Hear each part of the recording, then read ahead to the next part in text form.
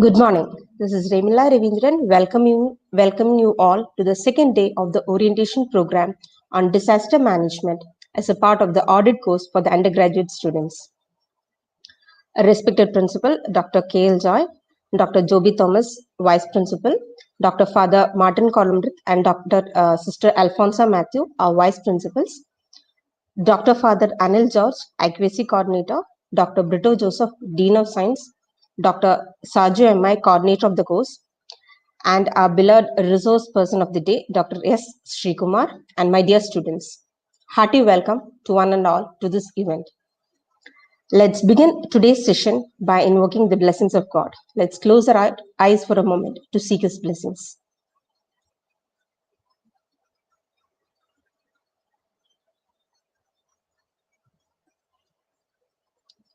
Thank you all. Now, let me welcome Dr. Joby Thomas, our Vice Principal, to welcome the gathering. So, please. Good morning to all. Respected Principal Dr. K.L. Joy, the resource person of the day, Dr. S. Sreekumar, Director ARTC Palakkad, Vice Principals Reverend Dr. Martin Columbrith, Reverend Sister Dr. Alfonsa Matthew, IQC Coordinator Reverend Dr. Anil George Conkoth, the Dean of Science Dr. Brito Joseph, the course coordinator Dr. Saju M.I., and the organizing secretary, Professor Remila Ravindran, respected teachers, dear students, and friends. As all of you know, the university has introduced the 4 audit courses for the undergraduate students. And now we have to complete the second course on disaster management. The second year undergraduate students are all attending this program. This is the second day, followed by examinations. And I hope all of the students are getting benefited by this program, by this event, because the resource person is a truly rightly one. Dr. S. Sreekumar, as you know, he is a very good geologist in the country, especially in the part of Kerala. His expertise in the field of geology, his expertise in the field of disaster management has evidently proved by in the channel discussions, TV programs, and I find that he has critically evaluated and find solutions for all the disasters that has happened recently in Kerala. He was the head of the Department of Geology at a Christ College in Irinjalakuda. When I was doing my post-graduation there in MSc Chemistry, during the year 1985-87, he was the faculty there. His interest in the subject, his concern about the students, his dealing with others, his teaching ability, all are excellent, I know personally.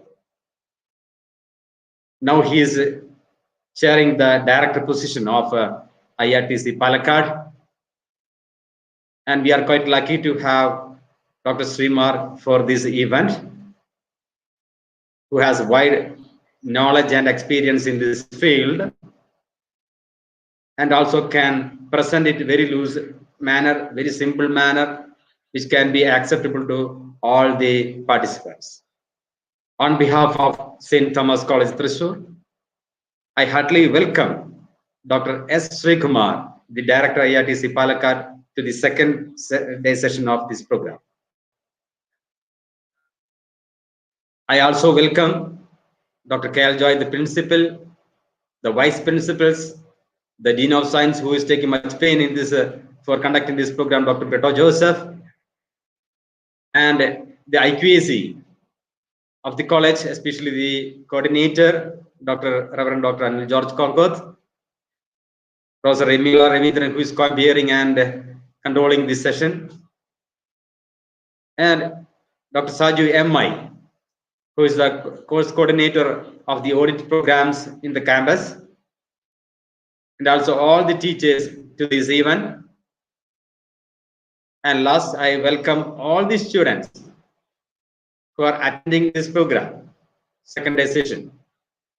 And I'm sure that you will all attend very keenly towards the end, because it will be very fruitful for you for appearing the examinations. I welcome all the students and friends to this event. Welcoming you all once again. Thank you.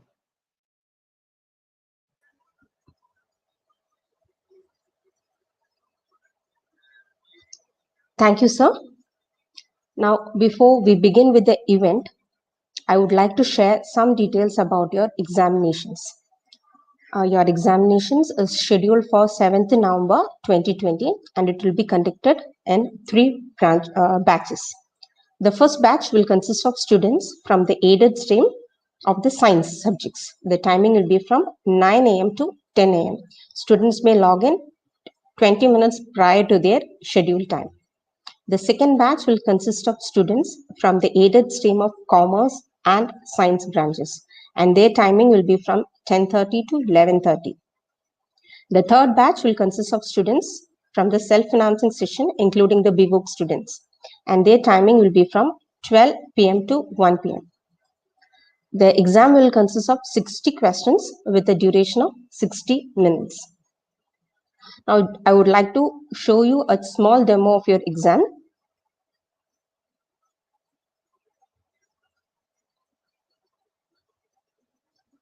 The exam, as you know, will be conducted in the Moodle platform. Hope you are able to see. Yes. So when you log into your account, you can see your course, an audit course named Disaster Management. Inside the course, you can see an evaluation. This is when you click on the evaluation, you can see this particular page, and you can see an attempt quiz now. Once you click the attempt quiz now, your exams will start. You can see a screen, your time limit will be given, and you can see a timer once you start your attempt. Remila, it's not visible. It's not changing. Your screen is not changing. Okay. And now, is it visible? Okay, it's visible. Okay, fine. Yeah. Now, this is the evaluation page I said. Here, when you click on the evaluation, you can see your quiz is available here. So, normal case, since I have already started your attempt, you can see continue with the last attempt. This is your quiz page. You can see there are 60 questions, and the down you can see there is a timer going on from 1 hour. It will be 1 hour timing. So the timer, you have to check for the timer. This will be the timer. You can attempt the questions, and the most important thing that you have to know is you cannot cross over the questions. Once you click on the next, you cannot, whether you have attempted the question or not attempted the question, you cannot come back to the previous question. Since it is not possible for me to attempt all the 60 questions in this short duration, I can show you just a small sample with 10 questions.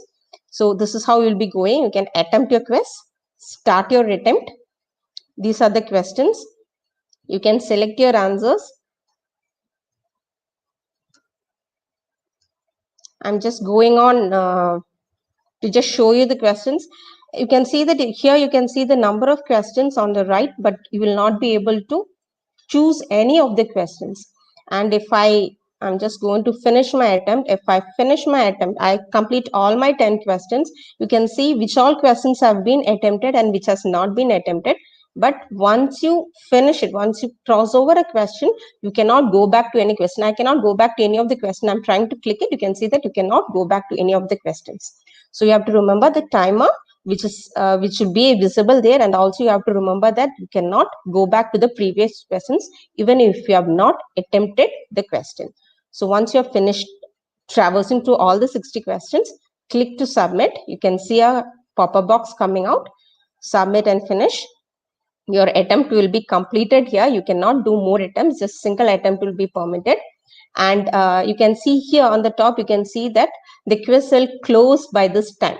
So only after the quiz is closed, when you log in back to your page, you can see the results then and there. So this was a briefing about your examination. Hope it is clear. The next most important thing is, if any of you have any difficulties regarding your Moodle login, please contact your class teacher at the earliest. Okay, so no help regarding your login will be permitted on the day of your examination, that is on the 7th of November. So that was all about your exam and evaluation. Now we will move on to the main event. Yesterday, Dr. S. Sreekumar has briefed about the various disasters we have faced in the yesteryears and also discussed about the casual factors for these type of disasters. Sir has also detailed about the disaster management plan, stressing on the need of preparedness and prevention and about relief and rescue operations. Today, we'll get to know more about the various disaster management strategies. So moving on, I invite Dr. S. Sreekumar to begin the session. Welcome, sir. Okay. Good morning. Good morning to you all, and very, very good morning. And you see that last day we have gone through some of the very important aspects, particularly on the what is disaster management plan, what are the terms involved in disaster management. So these are the things that we have seen last day. And also we have seen number of disasters that have occurred in India, year, date, etc. that happened. And these are all the questions that is included in your question bank also. And therefore, I think you have to remember all these dates, year, and everything. We have already discussed all these kind of dates and events happened in the past. And the different terms also, and what is comprehensive. That is the up to which we have all covered. And I think today, let me pass on to the next one. What are the different types of disasters and how it is classified? And some of the very important disasters. I cannot cover all the disasters, but I will choose very important one, and I will show you and explain some of the very important disasters. Okay, that is what we are doing today. And now I can share the screen.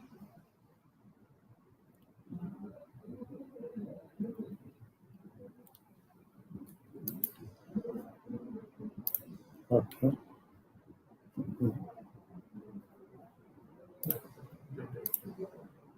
Okay.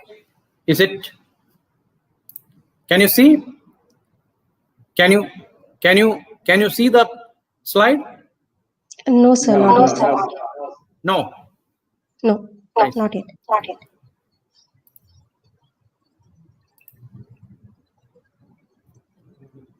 Now? It's loading, sir. It's not on the full screen right now. Oh, it is not in the full. Okay.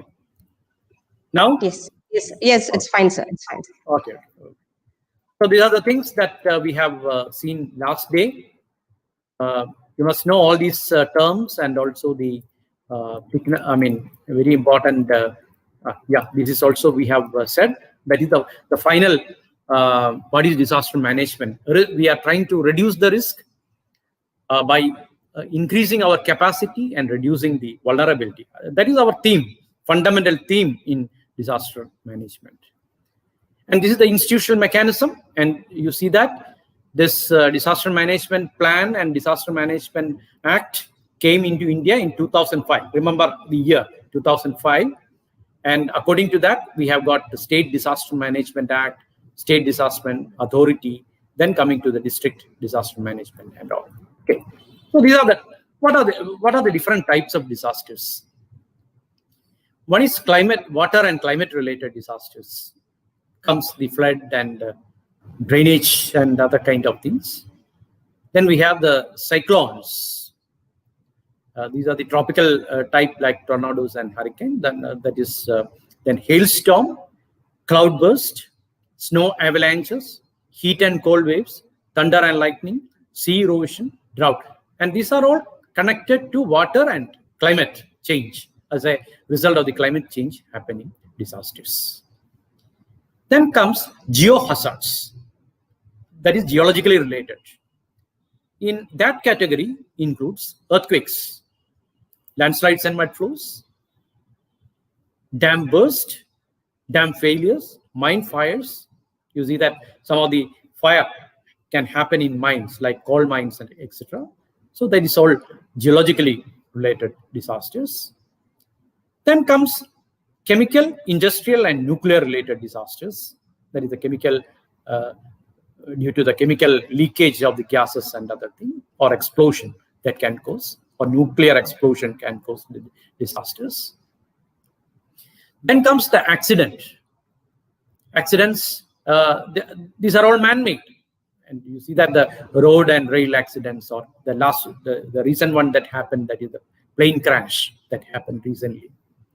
Mine flooding, major building collapse, serial bomb blast. You see that you must know some of the questions where I found in your question bank that some of the events that bomb blast that happened in Mumbai.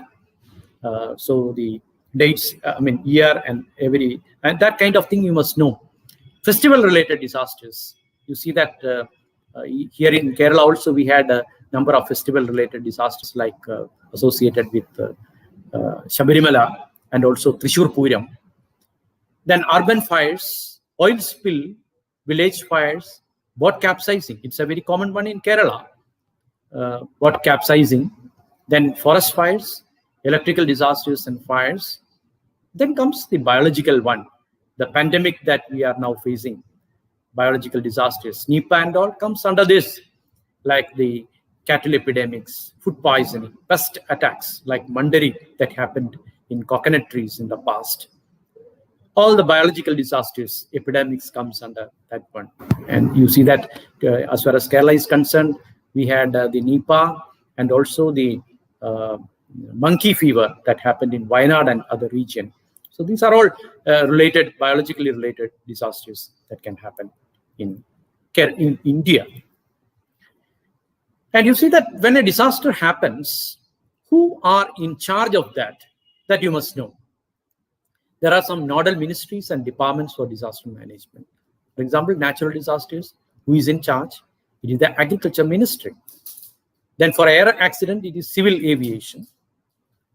Then civil strife, it is the home affairs. Railway accidents, naturally it is railways. Chemical disasters, environment, Ministry of Environment and Forest. Then biological disasters, health and family welfare, nuclear accident, atomic energy. So these are the nodal ministries that is in charge of the different type of disasters.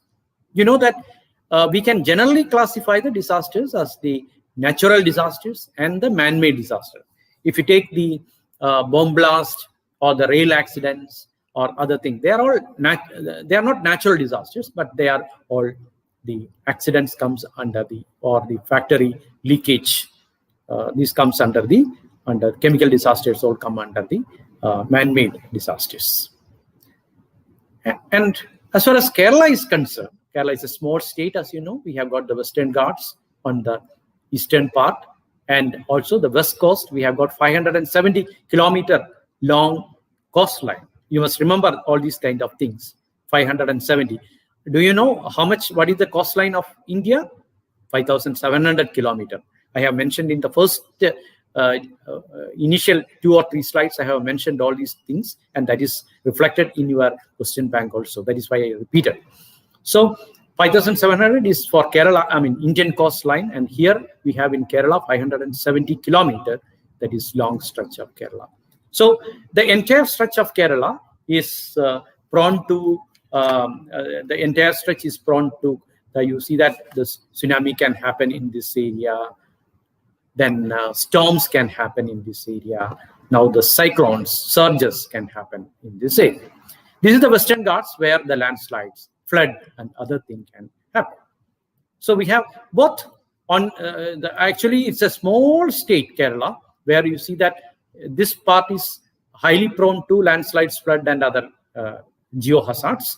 Here it is the weather-related and climate-related and water-related disasters can happen along the coastal tract of 570 kilometers. So that is the thing that we get for Kerala. And we have already listed the 33 different types of disasters that can happen in India. But coming to disasters in Kerala, the frequent disasters in Kerala, if you analyze, you see that the earthquake. So we are coming under the zone 3. Remember, the entire Kerala state is coming under zone 3. Earthquake in the seismic zonation list, zone 3 lana, the entire Kerala state is coming. And you see that we have got 4 zones: zone 1, zone 2, zone 3, zone 4, and zone 5. Zone 5 means you see that disaster can happen and the entire terrain is completely can be destructed. That is called the zone 5. That is the extreme type. Then comes a still lower one is the 4, and still lower one is the 3. So zone 3 means up to a magnitude of earthquake, magnitude of 6.9 can happen, and that we call it as the zone 3. As far as Kerala is concerned, the entire is coming under zone 3. And then comes the landslides. You see that the entire Western Ghats, the hill ranges of Kerala, are susceptible to landslides. Then coastal erosion and tsunami, storms, flood and drought. You see that both flood and drought is also very, very common now, and many of the places you see that the water table has gone down, and we are experiencing drought in different parts of Kerala state. Then another very important one that is related to the meteorological disaster is the thunder and lightning. In Kerala, you see that the loss due to the thunder and lightning is very high, and that is also happened. Then epidemics, chemical industrial accident, boat capsizing, dam burst, festival, and these are the very common type of disasters that can happen in Kerala. Now we will go through some of the important geohazards and other water-related and disasters. We will just go through that. We don't have much time to explain all the kind of disasters, but we will go through some of the major one, and I think that will be essential for you. That's why I'm not going into the details. And as far as we have already said, 95.5% of the area of the state is under moderate risk or seismic zone, and you see flood. 14.8% of the total area is prone to flood. That is for Kerala. 14.8% of the total area of Kerala state is prone to flood. Then 60% of the Kerala Western Ghats is prone to landslides. And you see that the coastal region, out of the 570 kilometer long stretch of Kerala coast, more than 300 kilometer is prone to coastal erosion and other kind of degradation. Then thunder and lightning, it is underestimated. You see that because of the thunder and lightning, 70 people on average die in an year. But we are not feeling that much of casualties, because you see that here and there, scattered, the death happens scatteredly. One may be in Trivandrum, the other one may be in Kasaragod. So media and the media is not giving much attention. But in a landslide, the one incident can sometimes take 5 or 6 people. Then you see that the media will highlight the thing, and that is. But thunder and lightning is also a very important disaster that is associated with meteorological events. So now coming to the drought, and you see that the drought is even though in Kerala we have got 44 rivers, and you see that we have got rivers, but you see that we have got enough rainfall also. But still we are facing drought in different seasons. And the flood and drought both are both are there. The different faces of the same coin. You can see the flood and drought, and both are related to this what you call the rainfall, the scanty the rainfall that we are getting, and other things. And what are the reasons for this drought? One of the wrong land management practices are the important reasons for the drought. Deforestation is the very important thing, because the total area of the forest area is declined every year, but now it has stopped. Now it is maintaining its level, but you see that before 2010 or so, if you look at, you can see a depletion in the total area of the forest area. Then the spread of plantations, you can see that many of the forest areas are completely felled, and you see that they go for plantations like rubber and other things. And another very important thing is that you see that the paddy and wetland, that paddy and the wetland is reclaimed. That is why we are saying that we have to protect our paddy field and the wetlands like tiles and other kind of things. We have to protect that one. The conversion we cannot permit, because they are good aquifers and they can hold water, and we are also reclaiming that, or we are making houses and settlements, buildings in the paddy field. So sand mining is practiced in the paddy fields and wetland, and therefore this is a very important damage caused to our good aquifers. Aquifers means water is held in that one. That is why we are blaming this rainfall. We are still getting rainfall, plenty of rainfall, but where is this water? Where this water is going? You see that we are still getting 3,000 or more than that sometimes in a year. But all the water is draining to the sea. All the surface water, you see that the falling on the ground, and this water will flow directly towards the sea. Because if there is a paddy field, if there is a wetland, this paddy field and wetland will try to prevent the free flow of water. And therefore, when it is prevented, the water will try to percolate down, and that is stored in the groundwater. So that is how that is the role of the paddy field and the wetland in the conservation of the water. So we have to protect our paddy field and wetland for as a strategy to prevent the drought, and also we have to preserve our forest, whatever is there, that we have to preserve, and uncontrolled sand mining from paddy field and other, even the rivers, that is also very important thing. That is why we are saying we can take sand, you can estimate what is the amount of sand that we can extract from a particular cadaver in the river, and only up to that level we can take the sand, because after 1 or 2 years you can see that the river will try to deposit the sand, and then it will maintain its equilibrium. But now what is happening is that we are taking too much sand, and sand is it's a material that will hold water. And if sand is there in the river, that will try to hold water. Otherwise, all the water that is falling, that will, you know that Kerala is having a terrain or a ground surface that is having a slope towards the west.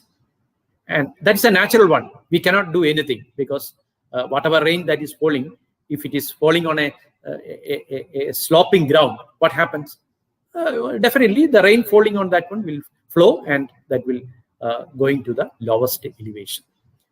So these are the forest area and the paddy and wetlands. They are very important natural ecosystem that will preserve and conserve water.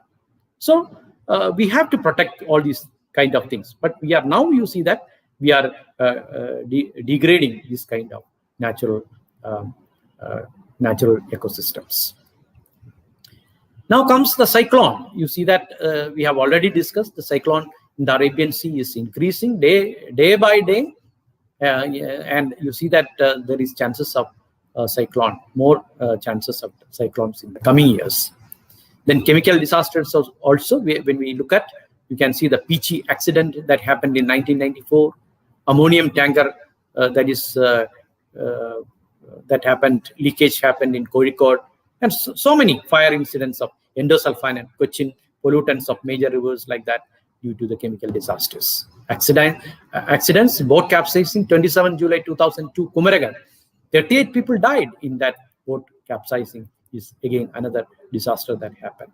Then festival, Thrissur Puram fire and Shabarimala stampede, because many people are concentrated in some particular area, and that will cause the stampede. And coming to one of the major disasters that happening in the hill ranges is the landslides.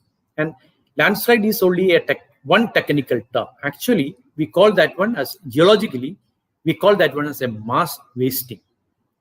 So what is mass wasting? Mass wasting is a geological phenomenon which is simply defined as the mass movement of rock, debris, or earth down a slope, and has come to include a broad range of motions, whereby falling, sliding, and flowing under the influence of gravity. Simply, you can see that mass wasting is a process, geological process. It is a geohazard, and by which you see that the material on the surface of the ground that will move downward, how sometimes it may fall, sometimes it may slide, sometimes it may flow with water. It get coagulated with water and it may flow. So different type of movement can take place in this one, and the whole thing will come down because of the gravity. So a process, a geohazard that is caused because of the gravity is the mass wasting process. And sometimes you may get the options like landslide. Landslide is a type of mass wasting. Remember, landslide is a type of mass wasting process. Okay. We will see what are the different type of mass wasting and what are the reasons for this mass wasting process. And there are causative factors can be included under the external factors as well as the anthropogenic factors. What are the external factors? The main factor that is inducing landslide or mass wasting process is rainfall in Kerala. Rainfall or precipitation is the most important factor. Then comes, sometimes you see that a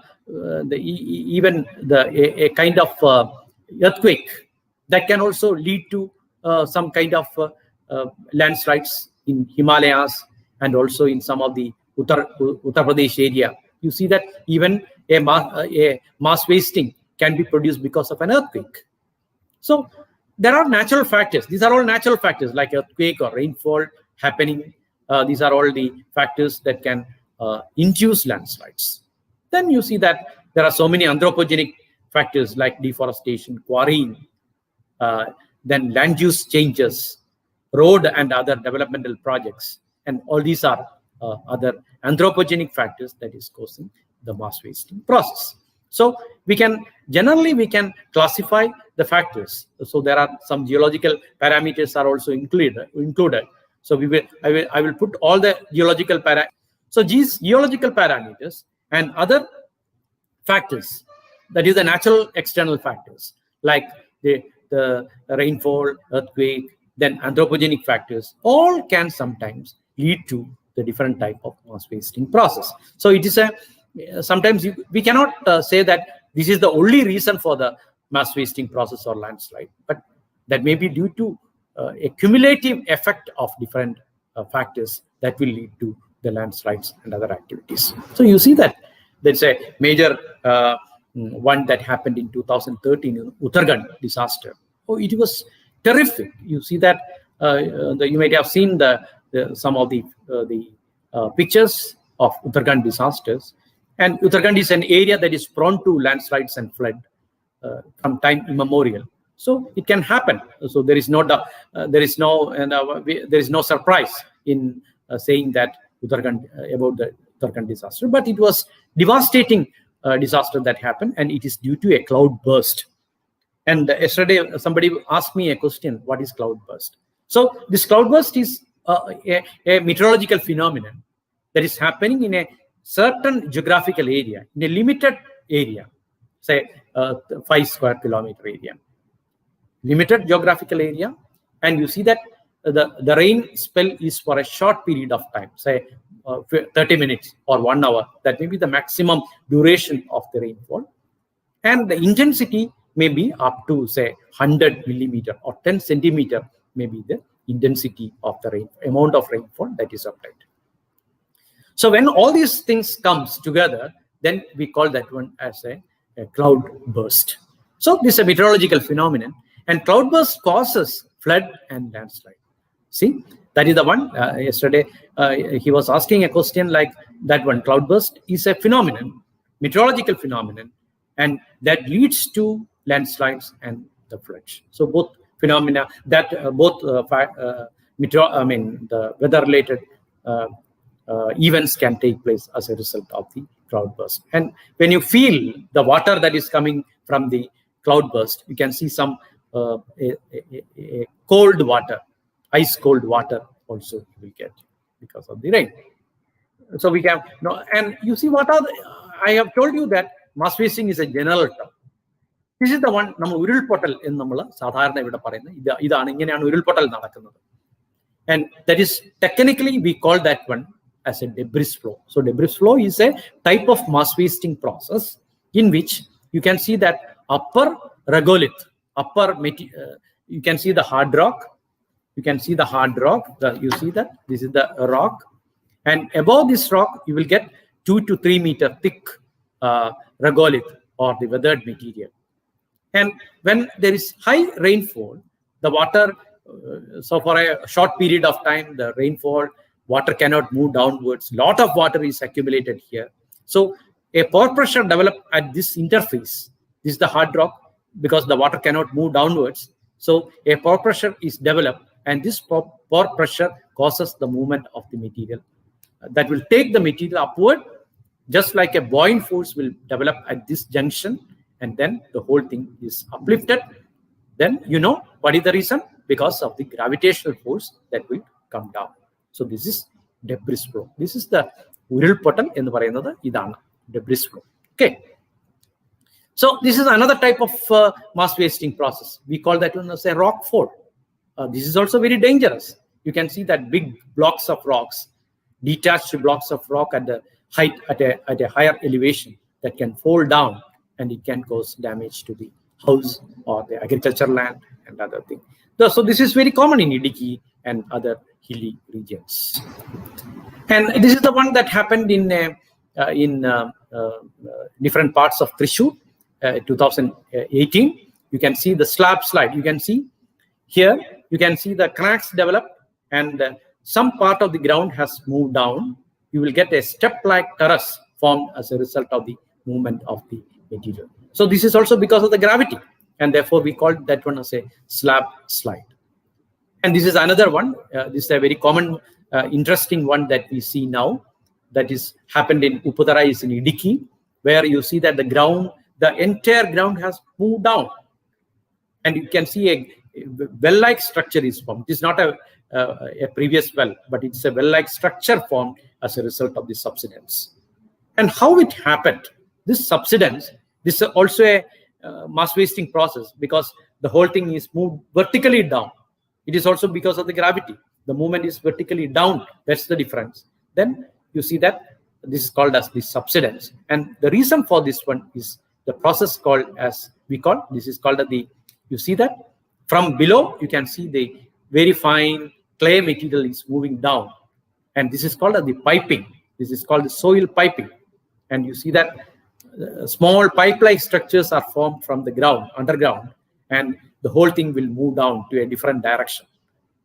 And because of that, the whole thing, the ground suffers. The ground, below the ground, a empty space, a vacuum is formed, and suddenly that will collapse down, and that will produce the subsidence. And the reason for this one is soil piping. Okay. So this is the material that is moved from underground because of the soil piping process.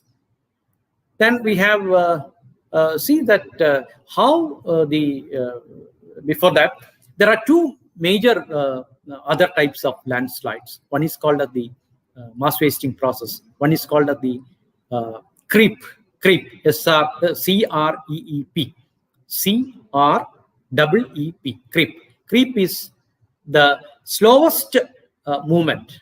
That is the way that will take years sometimes. In Himalaya, you can see this kind of creep. Creep is very slow. So you may get a question like that, which is the slowest mass wasting process, and it is called as the creep, C-R-E-E-P. And the creep we can understand, we will get evidence by using satellite imageries. If you look at Himalayas and other regions, you can see some say trees are there. So these trees along a line, you can see the trees will bend, or that will be bending in a direction. That means that is the direction in which the material is moving. So the soil and other upper surface material is moving downwards because of the gravity. So it will take years to come down. Sometimes 5 years or 10 years may take. That is called the creep. So remember, creep is the slowest mass wasting process. But you see that there is very fast debris flow. It is a very fast one. But adinekattum fast aayittulla oru mass wasting process in the perana avalanche. Avalanche, A-V-A-L-N-C-H-E. Avalanche is a movement of the glacier mass. You see that ice masses along with some debris that will move downward in cold countries, where you see that the whole thing will be moving very fast because it is glassy, it is icy mass, and therefore the movement is very swift. So that is the fastest mass wasting process. Creep is the slowest mass wasting process. But creep is not very common here, but is still there in Western Ghats. We don't have any avalanche because that is the one taking place in cold countries like in some of the very cold countries it is taking place. And but in creep is very common in Himalayas, and also some avalanches can also be there in Himalayas. But we don't have in Western Ghats. We don't have anything. Now coming back, you see that what are the reasons in landslides? If you look at here, so this is a picture in Kottayam. You see that this is a lateritic mound, a small lateritic mound. But you see that number of houses they have built by just by cropping the this lateritic mound. They have made number of houses at the bottom of the hillock. So number of houses. So what happened is that you see that this is very dangerous. And you see that next year when we visited that place, you can see a house here. It is a mill, rice mill. And next year when we visited there, you see that the entire thing that flowed down. This is a slum, and where you see that the whole thing moved down, and the entire that rice mill has been completely washed out. And luckily, nobody was there because it was 12 noon, and people were, so it was an interval time for the rice mill. Otherwise, many people would have died because of this slide or mass wasting. And what is the reason for this? You see that we are actually the primary cause for this landslide or mass wasting process, because you see that this type of cutting and then we have made houses here. That is very wrong land use practices. And you see that these are all clay layers, and when there is heavy rainfall, the water percolates down, and the whole thing will be soaked, and you see that the whole thing will collapse. So we cannot do this kind of land use. This is what we call the wrong land use practices. So we can see many of the some 50% of the landslides and different types of slum, rock falls, all are due to the wrong land use practices. That is what we see in Wayanad and Idiki in the last year also, because of our man-made some contribution by the man. So many factors are there, natural factors are there, of course. But addition to that, our involvement or our unscientific practices that also created or that made the area more vulnerable to landslides. And this is, see, this is a rubber estate in Amburi, where 36 people died in a debris flow, and you can see how it happened. And rubber plantation, in rubber plantation, what they do is for soil conservation and water conservation, they will make some kind of bunds. Here, you see that they make bunds, and that they will prevent the free flow of water. There may be a small streamlet that is moving down. That is called the hollows. Through these hollows, the water will be moving down. But because of the construction of this one, that will block the water, and what happens? That will induce a spore pressure, and the whole thing will. 36 people died in Amburi landslide. And before 2018, this was the major landslide that caused the maximum casualties in Kerala. But now it has changed. We have got Pettumudi, and also in Puttumala, and also Kavalapara, where more death toll caused because of this slide. So before that, so this is a wrong land use practices. We are preventing the water, free flow of water, and that actually caused the disaster. So this is what we have to remember.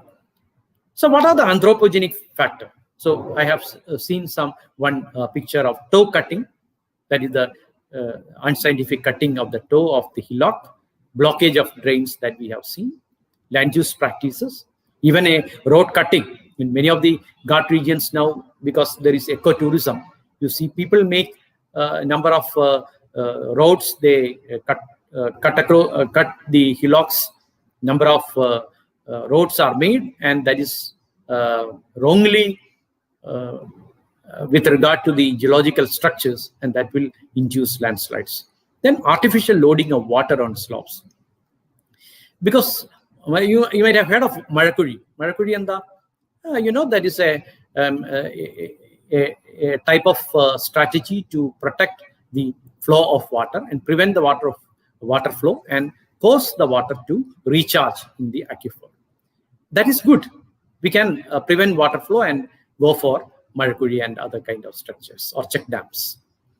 But you see that we have to examine, understand the science. We have to understand the slope.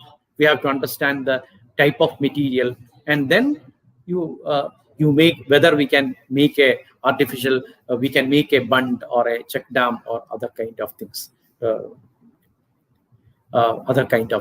So we have to study a geological study and then go for this kind of features. So preventing water to flow is a very important factor. So we can make മഴക്കുഴികൾ, പക്ഷെ എവിടെ മഴക്കുഴികൾ ഉണ്ടാക്കണം എന്നുള്ള നമ്മൾ scientific ആയിട്ടുള്ള study നടത്തിയതിനു ശേഷം മാത്രമേ നടത്താവൂ. Then quarrying and blasting. Of course, you see that the quarrying naturally when the amount of explosive used in quarrying, that can lead to the landslides and mass wasting process. And number of landslides have caused like this. But now you see that we have made so many strategies how to prevent. So because we have said that quarrying cannot, that is not allowed during the monsoon season. And we have said that when you make blasting, you have to use nonal blasting. That means a different kind of blasting in which a controlled blasting is done. So that is called the nonal blasting. Now we are asking all the proponents of the mines to do all these kind of general conditions. So these are the things, strategies that we can make. We cannot say that we have to stop all the quarries. That we cannot say, because we want to construct houses, roads, and other things. But how we can minimize the disaster, that is more important. Deforestation, as you know, is another very important thing. So this is how deforestation can cause. You see that in a forest area, you can see that the tree roots have got deep roots. See this, like teak, you can see the deep roots. These deep roots will hold the upper material and the lower one together. So there is a root bolting. But what happens is we fell all the trees. Sometimes you see that because of the forest fire, the trees are completely burned off. And because of and after that, there may be sometimes plantations like teak or rubber like this. And this teak and rubber has got only a shallow roots. So they don't have any root bolting system. So what happens is when there is heavy rainfall, water will percolate down, and you see that it will move down. But before this dark line, it cannot move down because it is hard rock. Water cannot penetrate down. This is nammal parayna karingalla. Water cannot penetrate. There is no porosity. There is no permeability. So at this juncture, you can see that the pore pressure develops, and you see that will cause the upliftment of this material. Itrayum materials that will uplift. A buoyant force is created because of the pore pressure. The whole thing will slide down because of the gravity. So this is deforestation, forest fire ഒക്കെ ഉണ്ടെങ്കിൽ ഇത്തരത്തില് നമ്മുടെ സാധാരണ വനത്തിൽ ഉണ്ടാകുന്ന വലിയ വലിയ മരങ്ങൾ നഷ്ടപ്പെടും. അതാണ് ഉരുൾപൊട്ടലിന്റെ വനങ്ങളിലും ഉരുൾപൊട്ടൽ ഉണ്ടാകുന്നു എന്ന് പറയുന്നതിന്റെ കാരണം ഇതാണ്. ഡീഗ്രേഡഡ് ഫോറസ്റ്റ് ഏരിയസിലായിരിക്കും മിക്കവാറും. That may be the area from where the most of the landslides in forest area starts, and that is one thing that we see. And how wrongly you see that the structure. This is a government college in Munnar, where you can see that what they have done. You see that in 2005, number of series of landslides happened in Munnar and other regions. You see that what they did. You can see a mound, a lateritic mound. So what they have done is they have cut this hillock, made the building. Okay, good. Then what they did, you see that they after construction of this college, they have made some kind of basketball court behind this college by digging the lateritic mound. So because of that, the free flow of water was prevented. And you see that because of that, when there was heavy rainfall during 2005, the free flow was not there, and this caused the pore pressure, and you see that resulted. And even now, if you go there in Munnar, you can see many of the places.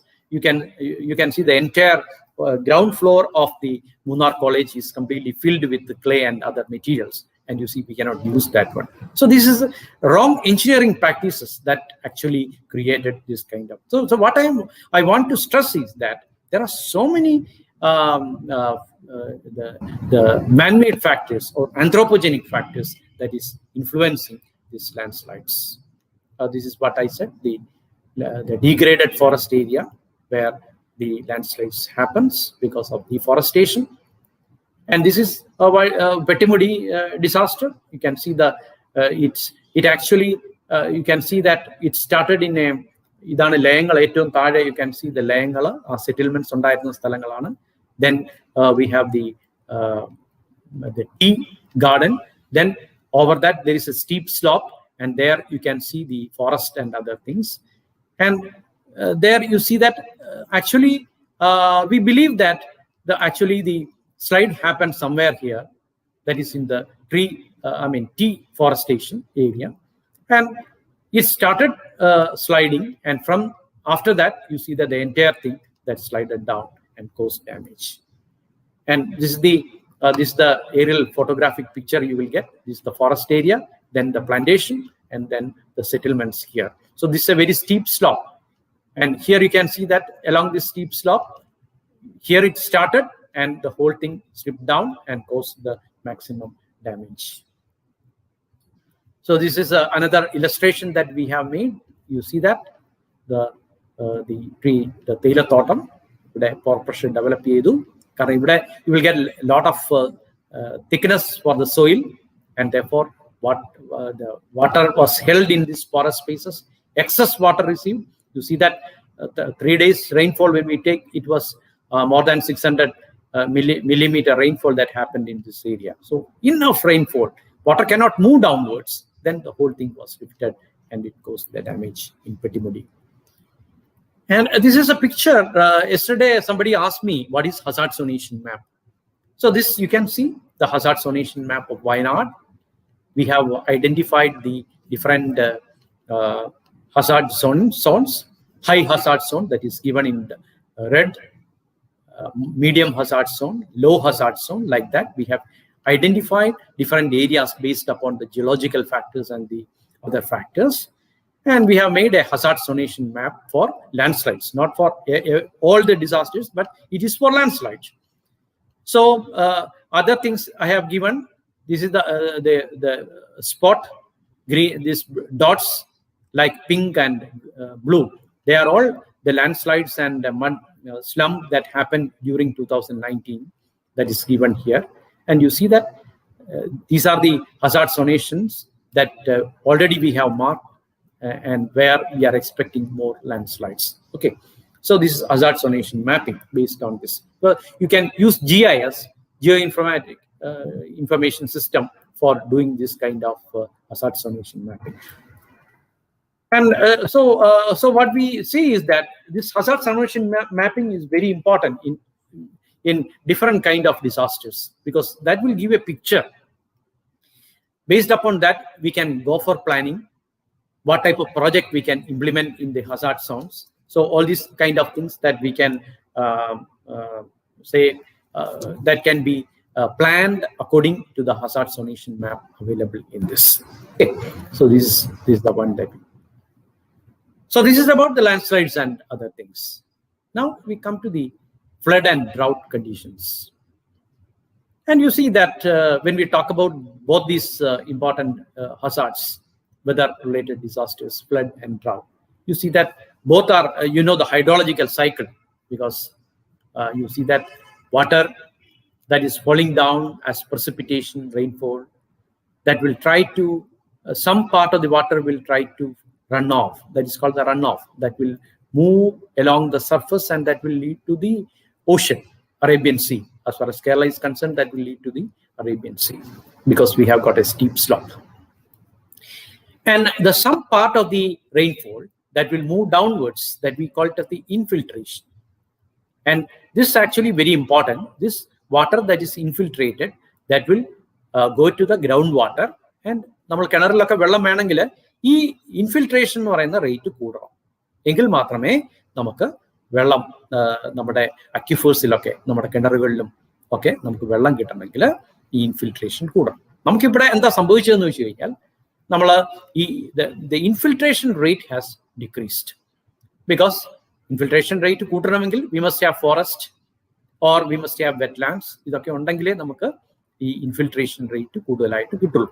Then that will lead to water table and groundwater table. Now what is happening is that we have got enough rainfall, but all the water will run off.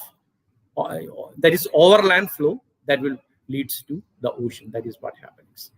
And you see that naturally it will go up by evaporation from the river water bodies and also the ocean and like that. Then again clouds form, and this is called the hydrological cycle. So now what we see is that the climatic events, when you examine the rainfall, for example, the pattern you take. I have said that we have got the almost 3,000, that is the average rainfall that we are. There is no change. But what is happening is that we are getting 600 millimeter or 700 millimeter rainfall for 3 or 4 days. That is the most important thing. That makes us problem, or that will cause the problem for flood. That will cause the problem for the landslides, inundation. Everything is caused because of that. So you can see that the rainfall for a short period of time, that is the problem, and that will cause the flood. But you see that that will also makes the drought, in other words, because more rainfall is there and the rainfall will run, that cannot move downwards, and that will lead to the ocean.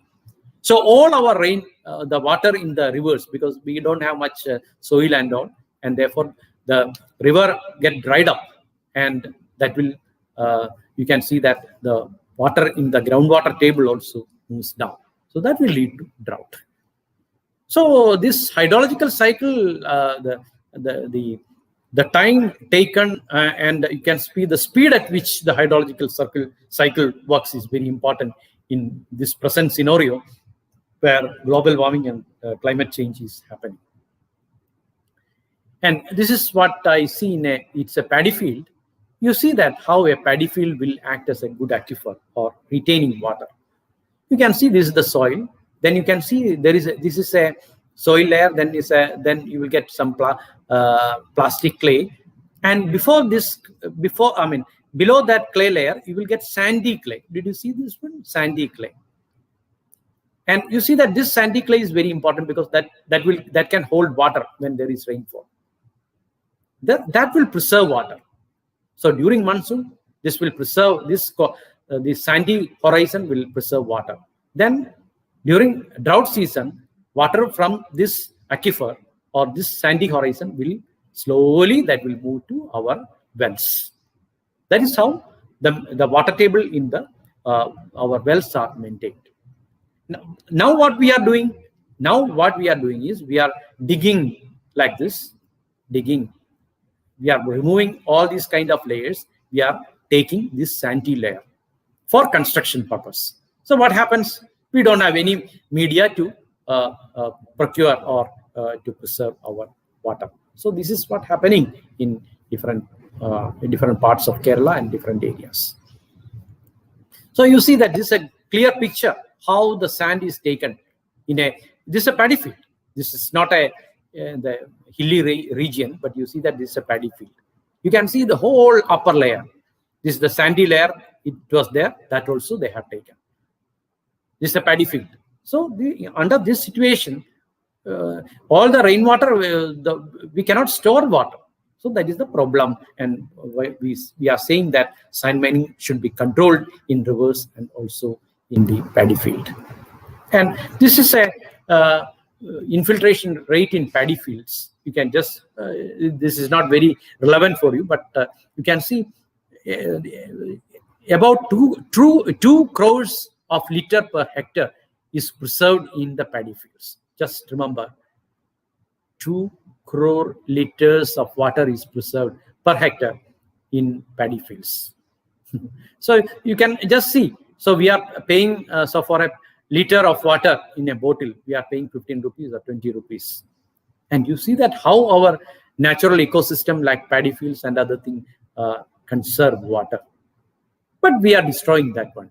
So that is a pity condition, and that must we cannot promote this kind of or encourage this kind of thing.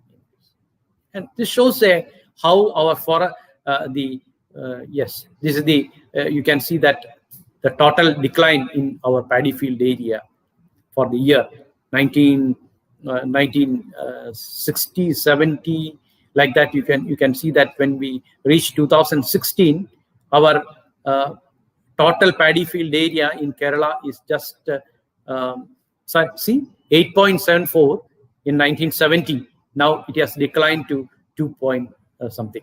So this shows how our area is shrinking.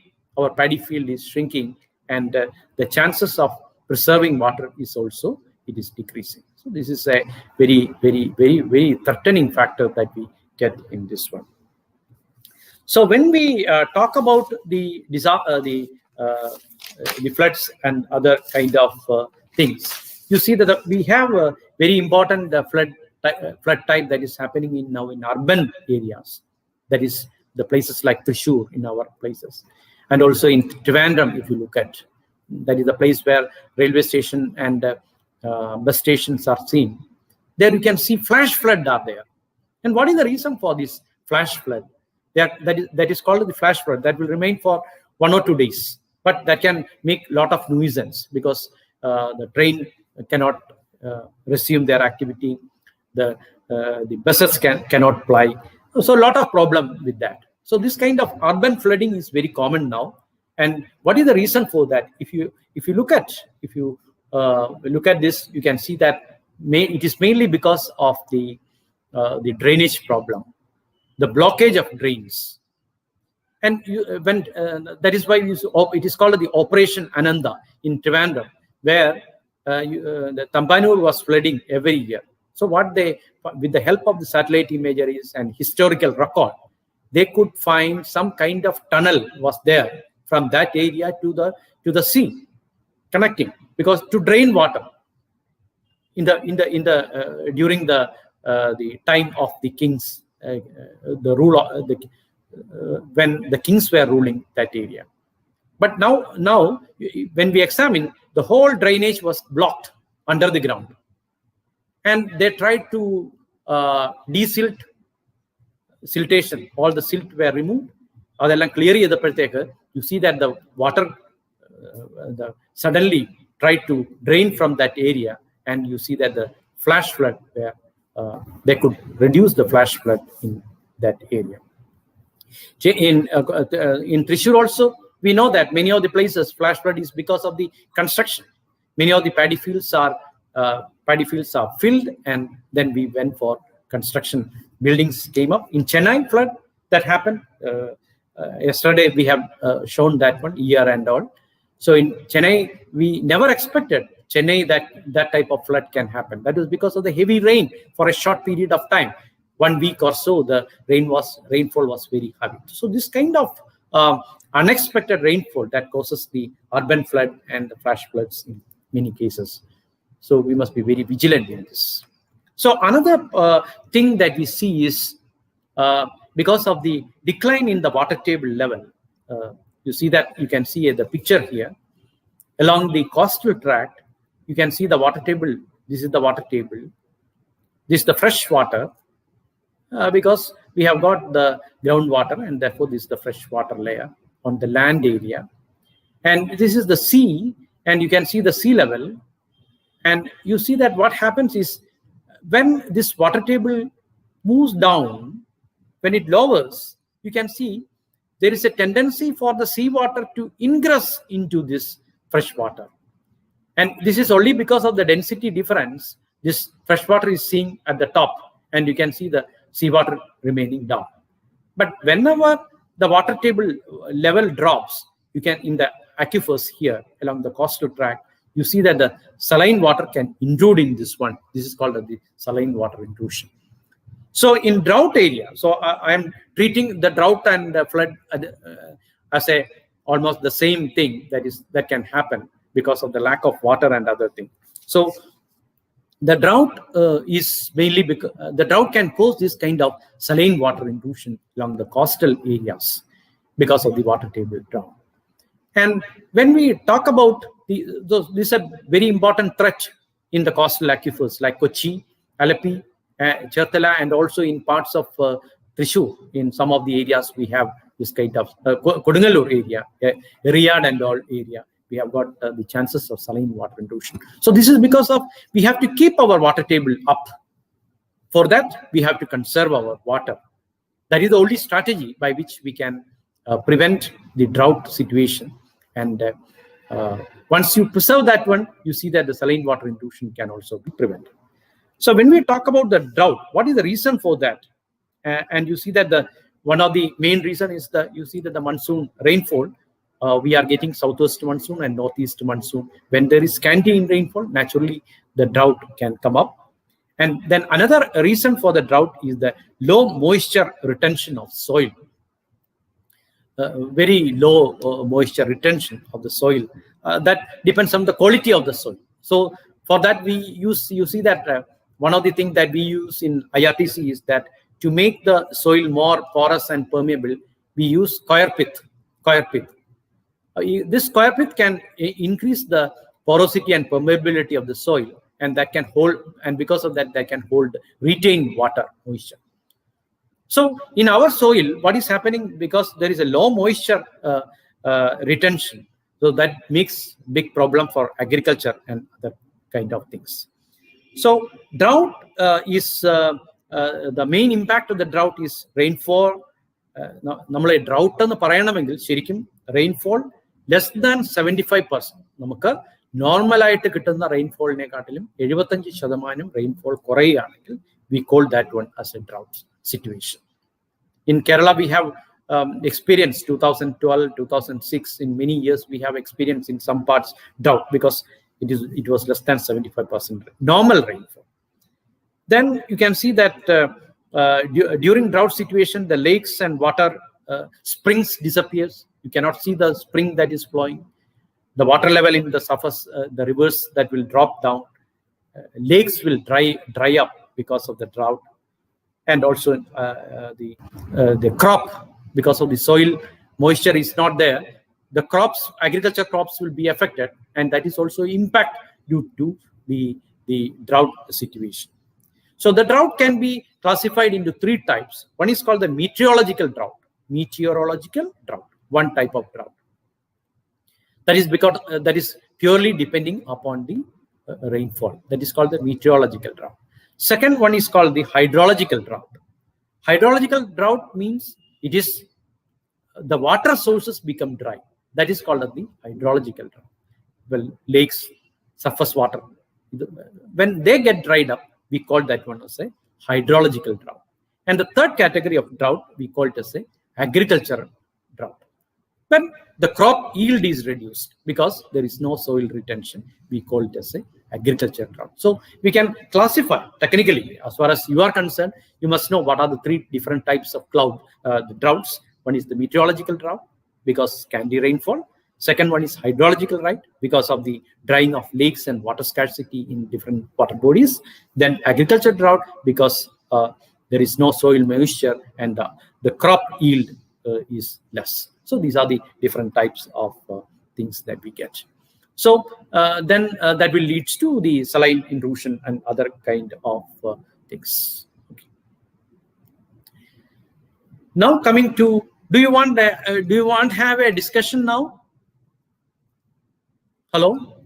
Or at the end, what do you want? Now it is the time because we have to plan our time also. 11:11. Yes. From your side, you want a discussion, or we can. Hello. Hello. Yes, sir. There are certain questions. Any discussion now, or at the end of the presentation? What do you suggest? The end of the presentation, sir. Okay. That will be Right. more. Okay. Then now come to the earthquakes. You know that we call it the seismicity. Seismicity is another term that we use for the earthquakes.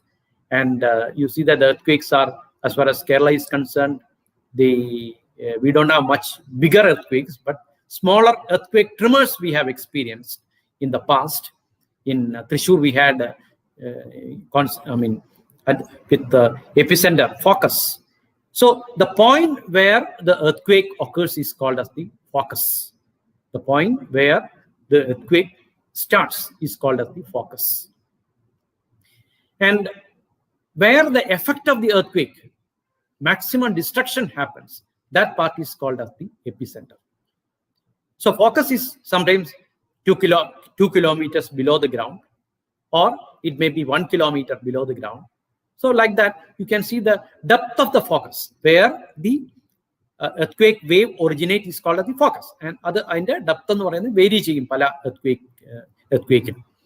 And you see that focus എന്ന് പറയുന്നത് origin ആണ് focus എന്ന് പറയുന്നത് എവിടെയാണോ ഉത്ഭവിക്കുന്നത് അതിന്റെ മുകളിലുള്ള ഈ ഫോക്കസിന്റെ വെർട്ടിക്കലി എബോവ് ആയിട്ടുള്ള ആ പ്രദേശത്തായിരിക്കും ഏറ്റവും കൂടുതൽ നാശനഷ്ടങ്ങൾ ഉണ്ടാവുന്നത്. അതിനെയാണ് നമ്മൾ പറയുന്നത് that we call it as the epicenter. Okay, focus and epicenter, these are the very two terms connected with the earthquakes. And you see that this is the pictures of Nepal earthquake in 2015. That, but when you took Nepal earthquake 2015, but in India there was a question when we look at the major earthquake that happened in India, the recent past, caused maximum damage is Kutch, Gujarat. Yesterday we have discussed that one. That was the one that happened. I think that was in 2000. Yesterday I have mentioned that one. That happened in 26th January 2001 in Kutch. 26th January 2001. That was the major one that happened in the previous past in India. Similarly, you can see that what are the effects of this kind of earthquakes? One is the ground shaking.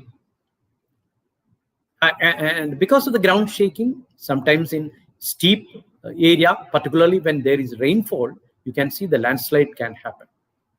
Then another one is soil liquefaction. Then fissuring ground.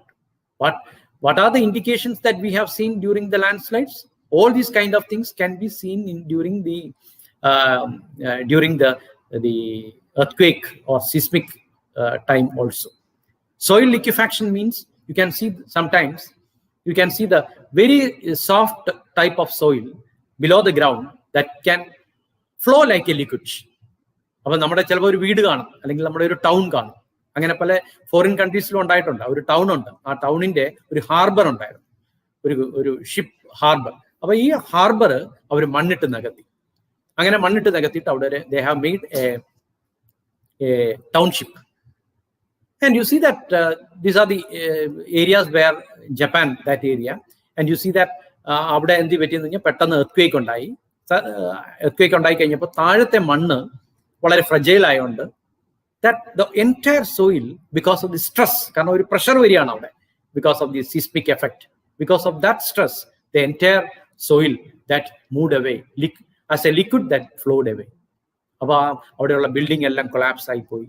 അങ്ങനെ അതിനെയാണ് നമ്മൾ പറയുന്നത് soil liquefaction എന്ന് പറയുന്നത്. And in the Gujarat earthquake also, we could see many of the places soil liquefaction happened. And below the ground, you can see the soil flowed like a liquid and caused much damage.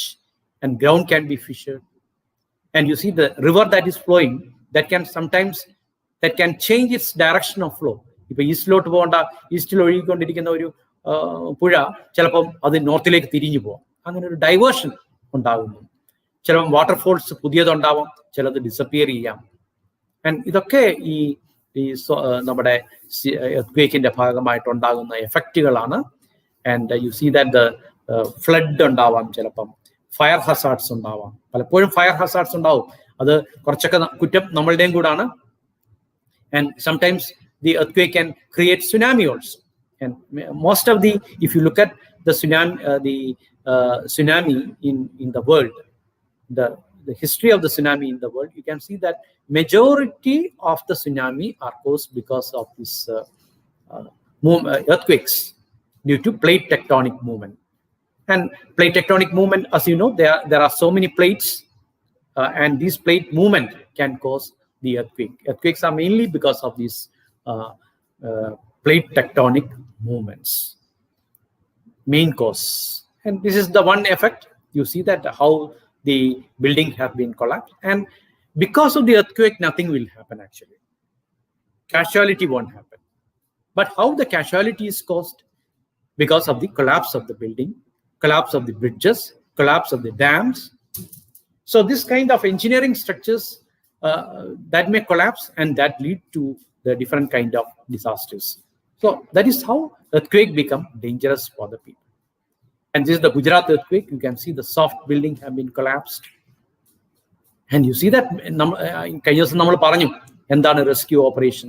എത്രയും പെട്ടെന്ന് ആൾക്കാർ അവിടെ വരിക, എന്നിട്ട് ആൾക്കാരെ അതിൽ നിന്ന് മാറ്റാനുള്ള ഒരു സംവിധാനം, അതിനാണ് റെസ്ക്യൂ ഓപ്പറേഷൻ. എത്രയും പെട്ടെന്ന്, ഞാൻ പറഞ്ഞു, ഒരു എർത്ത്ക്വേക്ക് ഉണ്ടായിക്കഴിഞ്ഞാൽ അല്ലെങ്കിൽ ഒരു ഡിസാസ്റ്റർ ഉണ്ടായിക്കഴിഞ്ഞാൽ 1 hour എന്ന് പറയുന്നത് that is the most important time, because within that how much we can, that is called the golden hour. അപ്പൊ നമുക്ക് റെസ്ക്യൂ ഓപ്പറേഷൻ ചെയ്യാൻ പറ്റുക, ആൾക്കാർക്ക് വേണ്ട സൗകര്യങ്ങൾ ചെയ്യാൻ കൊടുക്കുക, that is very important, and we can save the lives of many people during that if we are prepared. So preparedness is very important. അപ്പൊ ഹൈ ഹസാർഡസ് ആയിട്ടുള്ള സോണുകളിൽ നമുക്ക് വേണ്ട തയ്യാറെടുപ്പുകൾ നമ്മൾ തീർച്ചയായിട്ടും നടത്തിയാൽ നമുക്ക് 10,000 പേര് മരിക്കുന്നതിന് പകരം അവർക്ക് അത് വേണമെങ്കിൽ കുറച്ചൊരു 100 പേരിലേക്ക് ആക്കാം എന്നുള്ളത് മാത്രമേ നമുക്ക് ചെയ്യാൻ പറ്റുള്ളൂ. കാരണം ഇത് എർത്ത്ക്വേക്കിനെ നമുക്ക് പ്രിവെന്റ് ചെയ്യാൻ പറ്റില്ല, ഉരുൾപൊട്ടലിനെ നമുക്ക് പ്രിവെന്റ് ചെയ്യാൻ പറ്റില്ല, അതൊക്കെ നടക്കും. പക്ഷെ നമുക്ക് മിറ്റിഗേഷനുള്ള, അതിന്റെ ഇമ്പാക്റ്റ് കുറയ്ക്കാനുള്ള സംവിധാനങ്ങളിലേക്കാണ് നമുക്ക് പോകാൻ സാധിക്കുക. And this is one thing that I have the fire broke out. അതാണ് നമ്മൾ പറയുന്നത്, ഒരു എർത്ത്ക്വേക്ക് ഉണ്ടായിക്കഴിഞ്ഞാൽ ചില ഇൻഡിക്കേഷൻസ് ഉണ്ട്, that is called the warning signals. നമുക്ക് ചിലപ്പോൾ ഒരു വലിയ എർത്ത്ക്വേക്ക് ഉണ്ടാകുന്നതിന് മുമ്പ് ഒരു ചെറിയ ട്രിമേഴ്സ് കാണും. അപ്പൊ നമുക്കൊന്ന് ഫീൽ ചെയ്യും.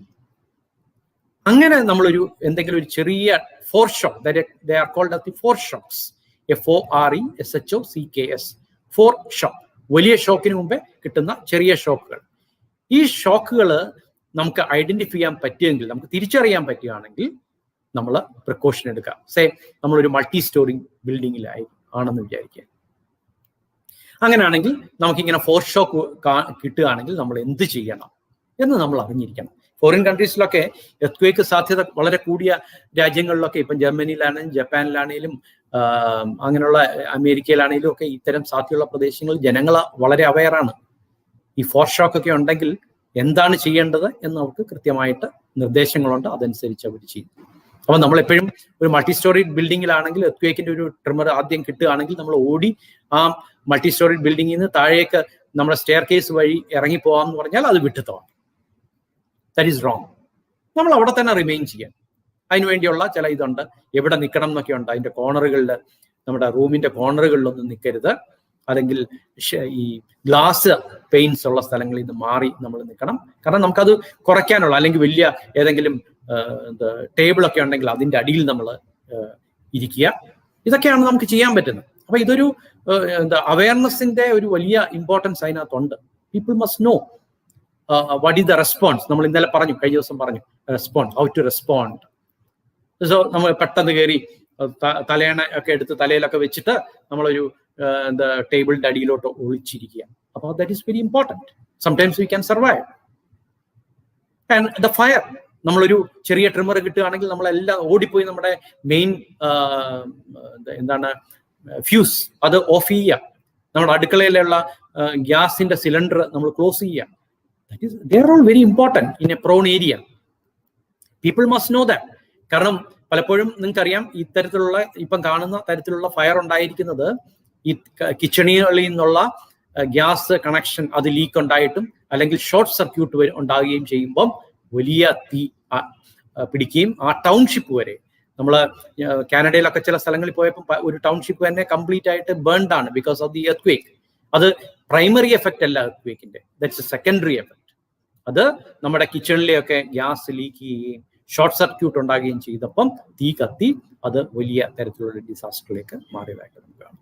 അപ്പൊ ഇവിടെ നമുക്ക് ചെയ്യാനുള്ളത്, U switch off when there is A trimmer, or you close your gas cylinder. These are all things that preparatory things that you have to do when we get some indications of warning about the earthquakes.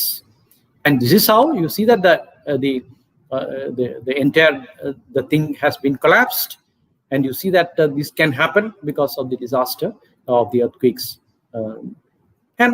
And you see that other than that, there are some symptoms. That is the behavior of animals in China. From time immemorial, they use the behavior of animals for predicting the earthquakes. But you see that that is only 50-50. Some of the animals show this kind of behavioral changes, and that can be taken as a symptom for identifying the disaster to come.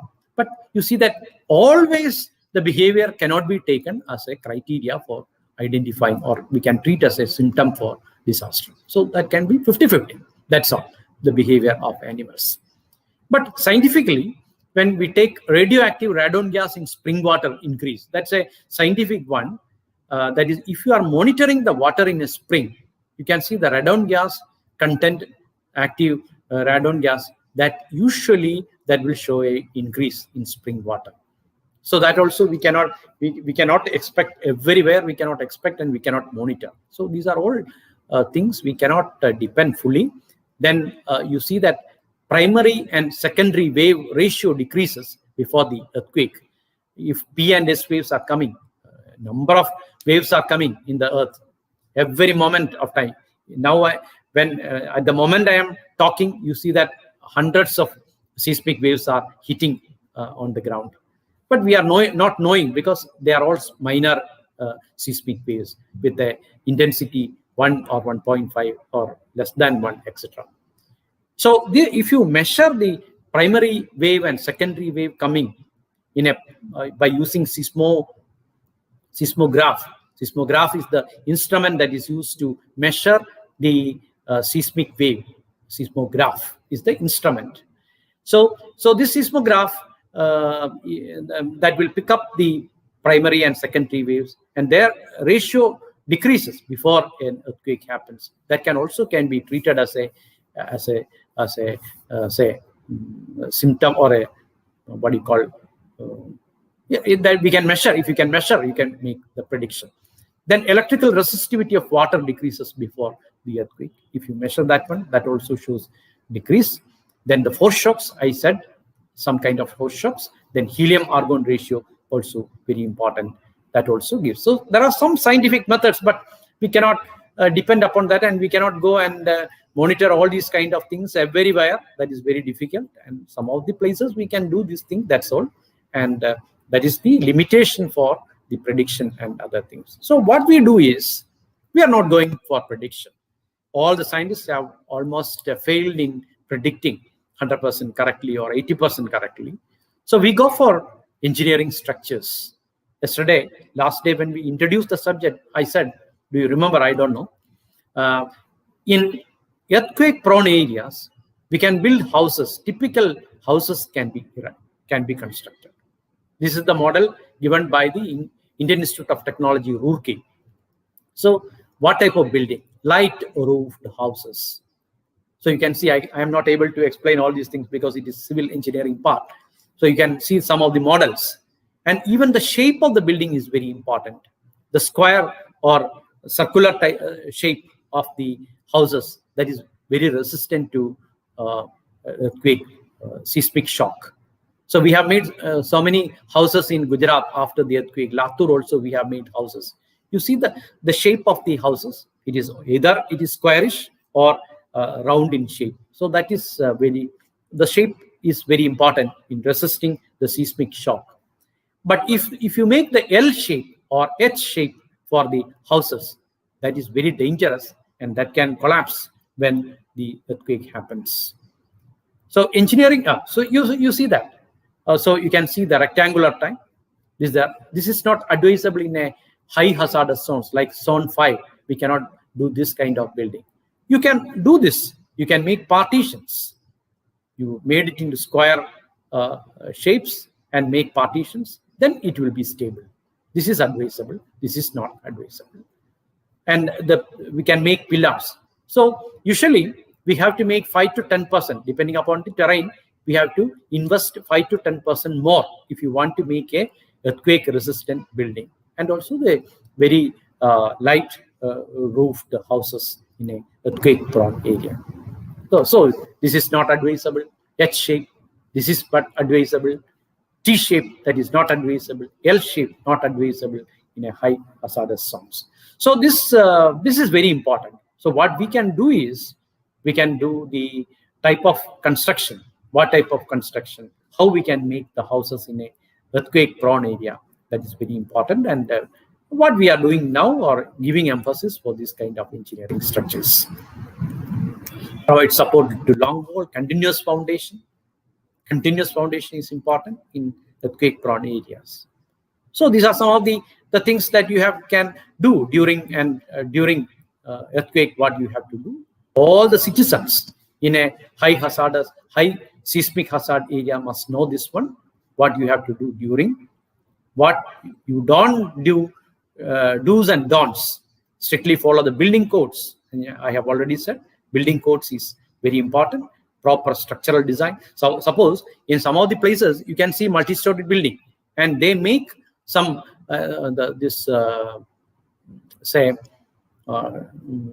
bathing, for example, swimming pool and all at the top of the 15th or 16th story building.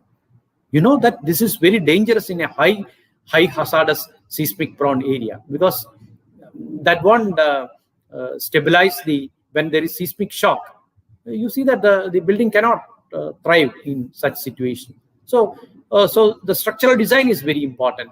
Retrofitting for public phases and preparedness is very important in this one. So you see that this is the one that Fukushima, you remember the Fukushima tsunami and earthquake that happened in 2011. The tsunami was in Fukushima in Japan in 2011. This earthquake and associated tsunami was because of the the tsunami was due to the earthquake that happened in the deep sea. You see that this is the sea. This is the Japan island. This is an island, Japan, and you see that earthquake happened somewhere here, and you see that it's propagated number of epicenters for the earthquakes. It is very close to the mainland, and you see that from there earthquake happened. Then after that tsunami generated, and the tsunami dashed against the long stretches of the island in 2011. So you see that what happened after the Japan incidents. You see that number of houses complete. This is because of inundation. Earthquake happened, and after that you see that the sea came up to this part and demolished everything. Here you can see the this is the helicopter and other thing that you see. The stranded cars and other things. And also, unfortunately, number of nuclear plants were along the coastal tract, and because of the waves, and unfortunately, you see that the electric connection also went faulty, and because of that, you see that no proper cooling was not there, and therefore, because the rupture took place, and you see that the fire happened, and the entire nuclear disaster, nuclear emission was also there. That also happened in Japan in 2011. So these are all secondary kind of things that happened as a result of the first earthquake, then the tsunami, and then this kind of fire and other things. So these are the secondary effects of the earthquakes happening in different parts. And now coming to the next natural disaster that is happening is the tsunami and both coastal erosion. And what is the tsunami means the harbor nami. So, and you can see that every moment, if you go to the beach, you can see that. You can see the waves coming, the sea waves are coming, and you can see the waves coming. That is when it approaches the shallow coast, the height of the waves increases. Is it not? You have seen that. And you see that the height may be, say, 0.5 meter or so. That may be the height of the wave. And these waves are generated because of because of wind-generated waves. That is why, and tsunami is nothing but you will get a long wave. That is the harbor, along the harbors and the coastal tract. You can see the long waves that is generated. That is tsunami. That is called the harbor long wave is called as the tsunami. And what are the reasons for this? This is called earthquake. That one reason. Volcanic eruption, another reason. But earthquake is the dominant reason. Then undersea landslides can happen in sometimes. Then sometimes the meteorite can fall in the ocean. That can cause the problem. Sometimes the melting of ice caps, big ice caps, much large extension, that can sometimes cut off from the main land, and then it can flow to the sea, and that can cause the problem.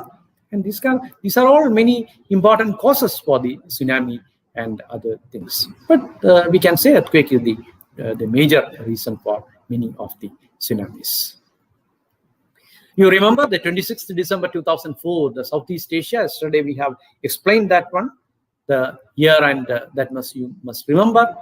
And you see that usually it is an earthquake that happened because of the vertical displacement within the sea, within the sea floor. You can see that vertical displacement took place, and when the magnitude is greater than 6 or 7, then you see that a displacement of the rock body happens within the ocean, and the magnitude of earthquake produced is greater than 6, then that is able to make a tsunami. That is our studies shows like that.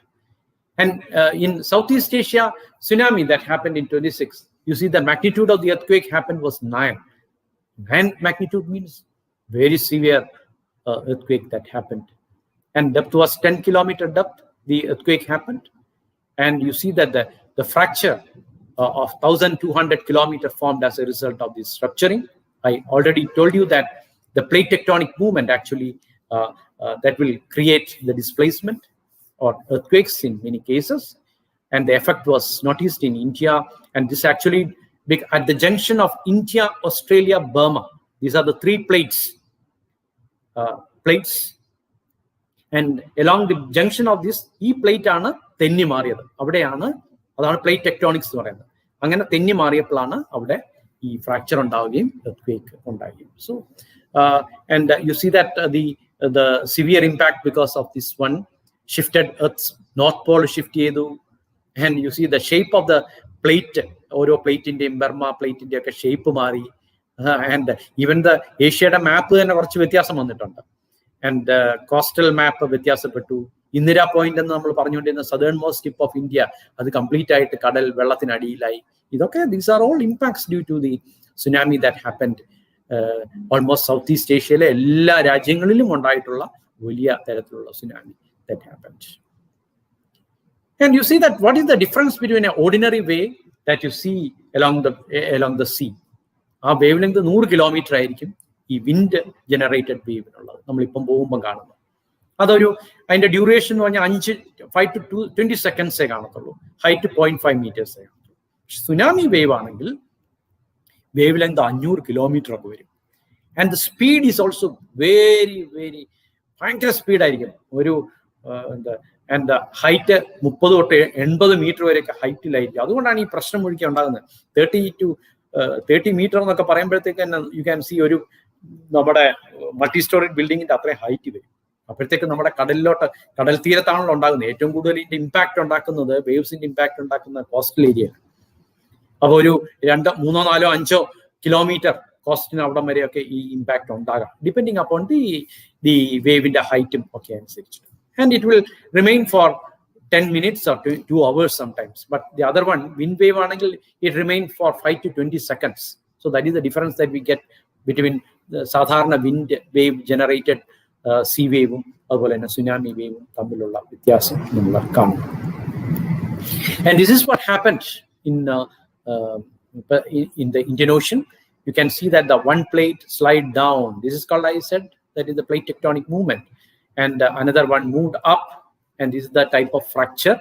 And you see that ഇവിടെയാണ് earthquake ഉണ്ടായിരിക്കുന്നത്. This is called the focus, from where earthquake wave generated in different direction. And that actually caused ഈ വേവ്സിന്റെ ആംപ്ലിറ്റ്യൂഡും അതിന്റെ wave ലെങ്തും ഒക്കെ ഭയങ്കരമായിട്ട് കൂട്ടി വന്നു. ഭയങ്കര സ്പീഡിലാണ് അപ്പൊ ഇത് സഞ്ചരിക്കുന്നത്. കാരണം because of this earthquake wave. അങ്ങനെ സ്പീഡ് വന്നപ്പോഴത്തേക്ക് എന്ത് പറ്റി? ആ സ്പീഡ് വന്നപ്പോഴത്തേക്ക് ഇവിടെ ഷാലോ സീ ആണ്. അപ്പൊ ഇവിടെ വരുമ്പോഴത്തേക്ക് ബ്രേക്ക് ഇടും. ആ ബ്രേക്ക് ഇട്ടപ്പോഴത്തേക്ക് എന്ത് പറ്റി? ഭയങ്കര സ്പീഡ് വന്ന വേവ് ആയതുകൊണ്ട് ബ്രേക്ക് ഇടുമ്പോഴത്തേക്ക് അതിന്റെ ഹൈറ്റ് ഭയങ്കരമായിട്ട് കൂടും. And this is actually causing the damage, inundation. And you see that this is the Thailand, and where you see that the height of the waves, that is, and അന്നത്തെ ആൾക്കാരൊന്നും ഒന്നും അറിഞ്ഞില്ല. അവരിങ്ങനെ രാവിലെ jogging നടക്കുകയാണ് രാവിലെയൊക്കെ. പക്ഷെ നമുക്ക് we were not able to do anything. And അന്നത്തെ റെസ്റ്റോറൻറ്റിലുള്ളവരൊക്കെ that was they become under the water and problem. And this is the collapse of the bridge across the river connecting. And you see that not only in the coastal area, ഈ coastal area എന്ന് ചിലപ്പോൾ നമുക്കറിയാം കൊടുങ്ങല്ലൂരൊക്കെ അഴിമുഖമുണ്ട്. ഈ അഴിമുഖം ഉണ്ടെങ്കിൽ അതിൽ നിന്ന് നമുക്ക് പുഴയിലോട്ടുള്ള connection ഉണ്ടായിരിക്കും. അപ്പൊ ഇങ്ങനെയുള്ള സ്ഥലങ്ങളിലും വേവ്സ് വരാം. അങ്ങനെ വേവ്സ് വരുമ്പോഴാണ് നമ്മുടെ പുഴകളുടെ അക്രോസ് ആയിട്ടുള്ള ബ്രിഡ്ജൊക്കെ ചിലപ്പോൾ തകർന്നു പോകും. And the entire bridge is collapsed in this one, that is in Indonesia. So you can see the rivers connecting the sea also is very dangerous. അടുത്തുള്ള പ്രദേശങ്ങളിലൊക്കെ ഇപ്പൊ അടുത്ത ഒരു റിവർ ഉണ്ട്. ആ റിവറിന്റെ അടുത്ത് സ്കൂളൊക്കെ ഉണ്ടെങ്കിൽ ഫോറിൻ കൺട്രീസിലൊക്കെ ഈ അടുത്തുള്ള റിവറുമായിട്ട് കണക്റ്റഡ് ആയിട്ടുള്ള സീയുമായിട്ട് കണക്ട് ചെയ്തിട്ടുണ്ടെങ്കിൽ അതിനടുത്തുള്ള സ്കൂളുകളിലൊക്കെ ആൾക്കാർക്ക് ട്രെയിനിങ് കൊടുക്കും. അവർക്കൊരു വാർണിംഗ് സിഗ്നൽ കിട്ടിക്കഴിഞ്ഞാൽ what the students have to do, teachers have to do എന്നുള്ള ഇതെല്ലാം പറഞ്ഞു പഠിപ്പിച്ചു വെച്ചിരിക്കുക. അപ്പൊ അവിടെ ഒരു ഓപ്പണിംഗ് ഉണ്ട്, ഒരു വിൻഡോ ഉണ്ട്. എമർജൻസിക്ക് ഈ സൈറൻ കേട്ട് കഴിഞ്ഞാൽ ഇത് പെട്ടെന്ന് ഈ വിൻഡോ അല്ല, ഡോറ് പോലുണ്ട്, അത് പെട്ടെന്ന് തുറക്കും. ആ കുട്ടികളും ടീച്ചേഴ്സും ഒക്കെ ആ ഡോറിൽ കൂടെ വെളിയിലുള്ള ഹയർ പ്ലേസിലേക്ക് മാറിപ്പോകണം. അങ്ങനെയൊക്കെയാണ് പലയിടത്തും ഇതിന്റെ ഒരു ഇമ്പാക്ട് നമ്മൾ കുറയ്ക്കാൻ നമുക്ക് സാധിക്കുന്നത്. അപ്പൊ ഇതൊക്കെ നമ്മൾ പല സ്ഥലങ്ങളിലും ചെയ്യേണ്ടതായിട്ടുണ്ട്. Preparedness is very important. But we don't have much impact because of the tsunami and other things. Still, we believe that like that. But in Pacific and other ocean, and because of that, ഈ പസഫിക്കിലും അറ്റ്ലാന്റിക്കിലും ഒക്കെ ഒരുപാട് warning system ഒക്കെ ഉണ്ട്. ഞാൻ നേരത്തെ പറഞ്ഞ പോലെ തന്നെ സൈക്ലോണും സുനാമിക്കും നമുക്ക് വാർണിംഗ് സിസ്റ്റം നന്നായിട്ട് കൊടുക്കാൻ പറ്റുന്ന 2 ഡിസാസ്റ്റേഴ്സ് ആണ്. പക്ഷേ എർത്ത്ക്വേക്കിനും ലാൻഡ്സ്ലൈഡ്സിനും പറ്റില്ല. പോയോ? കിട്ടുന്നില്ലേ? സമയം ആവുന്നു. Okay. So I will just go through, and you see that this is the thing. I will just go through this one. Destruction along the coastal tract, and you see that this is the one that Tamil Nadu coast, Marina Beach, the problem, and some of the danger signals that we get, the water movement. കാരണം സുനാമിക്ക് മുമ്പായിട്ട് വെള്ളം complete ആയിട്ട് drain out ചെയ്യുന്നതായിട്ടൊരു ഇത് നമുക്ക് കാണാം. അതുപോലെ തന്നെ roaring sound, these are some of the, and also the animal behavior is also very natural sound of danger that we get. And also you can see Kanyakumari, you can see the floor is completely, kadalinte floor ആണ് completely exposed because the water has drained to some other region, and then you see that the waves coming back. And we have got നമുക്ക് ഇതിന്റെ system ഉണ്ട്, warning system നന്നായിട്ട് work ചെയ്യുന്നുണ്ട്. This is the warning system that operational, the warning system. And you see that we have got some natural barriers like mangroves and other things that can definitely, we cannot prevent that one, but we can reduce the shock because of the waves. And this is the one, this is the right thing that we have to do. Response, we have to move to the upper portion or climbing the trees or other thing. And this is the one in Japan. They give signals and they will say where to go. Signals കിട്ടി കഴിഞ്ഞാൽ അവര് തന്നെത്താനെ safer place ഉണ്ട്, അവിടെ shelters ഉണ്ട്, ആ ഷെൽറ്റേഴ്സിലേക്ക് പോവും, കാണിച്ചിട്ടുണ്ട് ആരോസും ഒക്കെ. Like that they will do that. So that is the preparedness they are doing. And this is the one, the tsunami prone ഏരിയയിലുള്ള സ്ട്രക്ചേഴ്സ് ഞാൻ നേരത്തെ പറഞ്ഞു. അന്ന് രാവിലെ താഴെ വെള്ളം വന്നു പോവും, പക്ഷെ മുകളിലുള്ളവർക്ക് താമസിക്കാൻ പറ്റും. This is made by Lori Bucker. And Cyclone, another very important one. We have a number of low pressure area ഉണ്ടാവും. അതാണ് ഐ എന്ന് പറയുന്നതിനകത്ത് ലോ പ്രഷർ ആയിരിക്കും, അത് വളരെ കാം ആയിരിക്കും. ആ ഐയുടെ ചുറ്റും പക്ഷെ സ്പീഡ്, വിൻഡിന്റെ സ്പീഡ് വളരെയധികം കൂടും. ആ വിൻഡ് സ്പീഡ് കൂടുന്നതനുസരിച്ചിട്ട് പല തരത്തിലുള്ള സൈക്ലോൺ ആയിട്ട് നമ്മൾ പറയും. 31 കിലോമീറ്റർ ആണെങ്കിൽ ലോ പ്രഷർ ഏരിയ എന്ന് പറയും. And if the wind speed around the cool I എന്ന് പറയുന്നതിന് ചുറ്റുമുള്ളത് 31 to 49 we call depression. Then we call it the severe super cyclone എന്ന് പറഞ്ഞാൽ 222 കിലോമീറ്റർ പെർ അവർ ആണെങ്കിൽ we call it the super cyclone. And warning system കൊടുക്കുന്ന ഫ്ലഡിന് central water commission ആണ്, സൈക്ലോണിന് Indian നമ്മുടെ IMD ആണ് നമ്മളെ കൊടുക്കുന്ന, ഇന്ത്യൻ മെറ്റീരിയോളജിക്കൽ ഡിപ്പാർട്ട്മെന്റ് ആണ്. സുനാമി ആണെങ്കിൽ Indian national centre for ocean information service, അവരൊക്കെയാണ് വാർണിംഗ് കൊടുക്കുന്നത്. ഇത് നമ്മൾ വളരെ കൃത്യമായിട്ട് ചെയ്യാൻ നമുക്ക് സാധിക്കും, നമുക്ക് വലിയ പേടിക്കാനില്ല. കാരണം because we have got A scientific warning system. And only thing is that we have to evacuate the people in the right time at the right point of time. That is the most important thing. So we take preparedness. That is the most important thing. And you see the socio-economic impact is also. So what we have studied in this in disaster management plan is that we have to make preparedness plan for different kind of hazards differently, and that will differently make. And നമ്മുടെ ഒരു culture, കേരളത്തിലെ ഇന്ത്യയിലെ ഒക്കെ ഒരു culture വരണം. ഹസാർഡിനെ നമുക്ക് mitigate ചെയ്യാനുള്ള ഒരു കൾച്ചർ നമ്മുടെ മൈൻഡിൽ തന്നെ ഉണ്ടാവണം, ആറ്റിറ്റ്യൂഡ് ഡെവലപ്പ് ചെയ്യണം. ദാറ്റ് വിൽ ടേക്ക് ടൈം എന്നുള്ളതാണ്. So that is a very important thing that we have to do in future. Thank you. Thank you so much, sir. Sir, കുറച്ച് questions ഉണ്ട്. First question is from Ms. Jency Thomas. Listeners, early in Kerala, there was a practice of collecting sand and gravel from the riverbed. Now it has stopped. So sediments deposited in the riverbeds have reduce the extent of water flow during heavy rains. This leads to flood. What is the solution of this problem? So we have give emphasis for sand auditing. So you cannot take sand and debris in a river in a fine morning. So that is a wrong scientific practice. We have got some methodologies. What we are doing is that one. That is what we are advocating. We have to make sand budgeting, auditing. We have to audit how much sand is accumulated in that place, how much we can take, how much quantum of sand can be extracted. So there is a plan. So first year you can take this much amount of sand from this particular kadavu. പിന്നെ മറ്റൊരു കടവിൽ നിന്ന് ഇത്ര എടുക്കാം. അങ്ങനെ ചെയ്യുകയാണെങ്കിൽ it is good. അത് നമുക്ക് പ്ലാൻഡ് ആയിട്ട് ചെയ്യണം. കഴിഞ്ഞ പ്രാവശ്യം നമുക്ക് എന്ത് പറ്റിയെന്ന് പറഞ്ഞാൽ ഇതുപോലെ പല സ്ഥലങ്ങളിലും സാൻഡ് അക്യുമുലേറ്റ് ചെയ്യുന്നുണ്ട്. പക്ഷേ നമ്മുടെ ഒരു ബിസിനസ് കണ്ണാണ് പലപ്പോഴും. And you see the people go to the, അങ്ങനെ ഒരു പെട്ടെന്ന് ഇത് കളക്ടർ പറഞ്ഞപ്പോഴത്തേക്ക് ഫ്ലഡിനെ റെസ്ട്രിക്ട് ചെയ്യാൻ വേണ്ടി ചെയ്യണം എന്ന് പറഞ്ഞപ്പോഴത്തേക്ക് they have mined lot of sand. അത് നമ്മുടെ റിവർ ബെഡിനെ ബാധിക്കും. That will make more flood and more disasters. നമ്മുടെ ഈ പുഴയുടെ ഒക്കെ രണ്ട് സൈഡും കരകളെല്ലാം ഇടിഞ്ഞു പോകും. So that is wrong practice. So we have to, now we have done doing that. Scientific and we will go for that. So that is the way by which we can do that. Thank you, sir. Thank you. The next question is from Mr. Stephen. How is it in raining in Kerala when a cyclone is formed in the Bay of Bengal? You see that the cyclonic, it is a storm, cyclonic storm. So it has got a eye where you are getting low pressure. And then you see that is surrounded by a circle. It is not a single ring, but you can see number of rings around that one with different speeds, clouds and other thing that is rotating. So that spread actually decide where the rainfall is going to happen, and depending upon the clouds.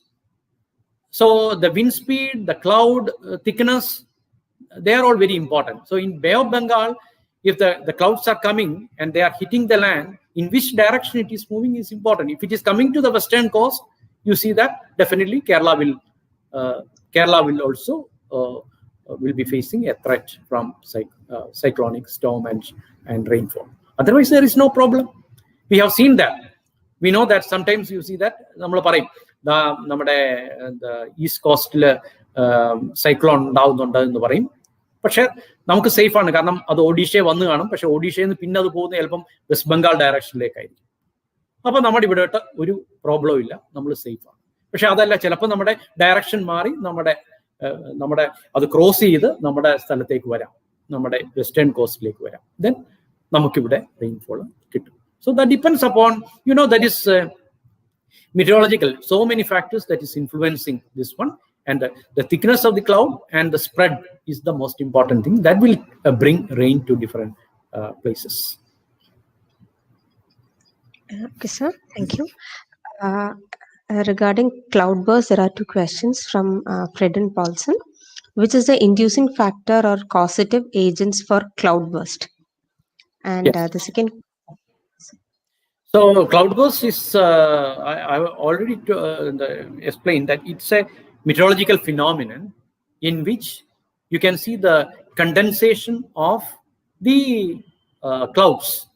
Sometimes with that in limited area, geographical area, you can see that because of high evaporation and all, the water will be condensed, and that will form ice-like droplets sometimes, and that will suddenly fall in a particular region. Then we call that one as a cloudburst. It's a phenomenon because of that depends upon the condensation in a particular region, and also the pressure and other factors are also influencing this kind of cloudburst. Okay, sir. Thank you. That's yet another question from Fredden. Are the implemented laws for the protection of nature sufficient for reducing disasters? Okay. So that is what we have to our generation and also the coming generation also, we have to think about this one, because that is the most important thing. We have got Wetland Protection Act, we have got the River Protection Act, we have got Environmental Protection Act, and the rules and regulations and everything. So we have to give emphasis for these rules and regulations. But what we are trying is, we are trying to, suppose if we are saying that eco-sensitive zones, you know that the people in the hill ranges won't accept that kind of things. So we have to go for this kind of restrictions. What you can do in ecologically sensitive zones, what we cannot do. Quarrying, for example, we cannot do in eco-sensitive zones, or the factories, the starting of a factory in ecologically sensitive zones, that is impossible. So what in India and Kerala, what is happening is that they will find some kind of loopholes, and they will try to manipulate this one, and they start these kind of things, and that is the most problem. And these acts are very important, these laws are very important, forest laws, environmental laws, and the land use policies are also important, and we have to hold these laws and regulations strictly. So the next question is, Cadgill and Kasturirangan Commission has focused primarily on Western Ghats. Disaster in Uttarakhand suggests that there should be more restriction in the northern India also. Are there any? Pardon, please. One minute. Yes, sir. Gadgil Kasturirangan Commission has focused primarily on Western Ghats. Disaster in Uttarakhand suggests that there should be more restriction in the northern India also. Are there any such restrictions? Yes, sure. If you take the reports of Kasturirangan or the other one, you can see that the Western Ghats in Goa, Karnataka, these are also Gujarat, also coming under the Western Ghats. So they also have to follow the same rules. That is what we are telling. But the thing is that in Kerala, the population is very high. Density of population is very high. So the Kerala, the implementation of these laws and regulations is little difficult. So people have to understand the laws and regulations, and they have to follow the sequences. Then only it can be implemented. In my opinion, I am saying that must be implemented in other districts also. There is no doubt in that. So the next question is, can you explain El Nino and La Nina effect? Okay. So these are two important phenomenon, El Nino and La Nino. One is the reverse effect in the La Nino. And here you can see the storms happening, the pressure developed and the temperature difference developing is in a different directions. So this will cause the two important phenomena. And you see that because of these two phenomenon, one thing is that the forest fire and other kind of different type of climatic situations can change and cause the impacts. And in the El Nino is that the effect of El Nino is more that you can expect in our tropical countries. And because of that, you see that the sudden change can cause even the drop in rainfall, or even the temperature can rise. And because of the secondary effects, the forest fire can also due to these phenomena. And about the technicalities, if you look at, you can see that they are in a different opposite direction. These two phenomena are happening. Okay. So that's all, sir. These are the questions. Thank you so much for your valuable time. I have got some suggestions, because I think most of the questions will be from the question bank, isn't it? Question bank. Yes. Yes, sir. Okay. We have covered. I just the Brito sir, അദ്ദേഹം send ചെയ്തിരുന്നു എനിക്ക് ആ question bank. അതിനകത്ത് നോക്കിയിട്ട് പലതും നമ്മൾ cover ചെയ്തിട്ടുണ്ട്. പിന്നെ കുറച്ച് പാട്ട് ത്രിപുര മാത്രം കോൺസെൻട്രേറ്റ് ചെയ്തിട്ടുണ്ട്. ത്രിപുര ആ സ്റ്റേറ്റ് മാത്രം കോൺസെൻട്രേറ്റ് ചെയ്തിട്ട് കാര്യമില്ല നമ്മളെ സംബന്ധിച്ചിടത്തോളം. We have to give emphasis for the state, Kerala state. Tripura is a different one, and you see that we have to give the emphasis for the Kerala state. And മിക്കവാറും ആ പാർട്ടികളൊക്കെ ഞാൻ കുറേയൊക്കെ cover ചെയ്തു. പക്ഷെ ഒരുപാട് കാര്യങ്ങൾ ഇനിയും പറയാനുണ്ട്. But because of the time constraints, I am very sorry that I am not do justice to the presentation, and so that is the problem. Okay. No, sir, you have covered lots, and students but a general overview we could cover within the short period of time. 3 hours or so we obtained, and I think that is enough for students like you. Okay. Yes. Okay. Thank you so much.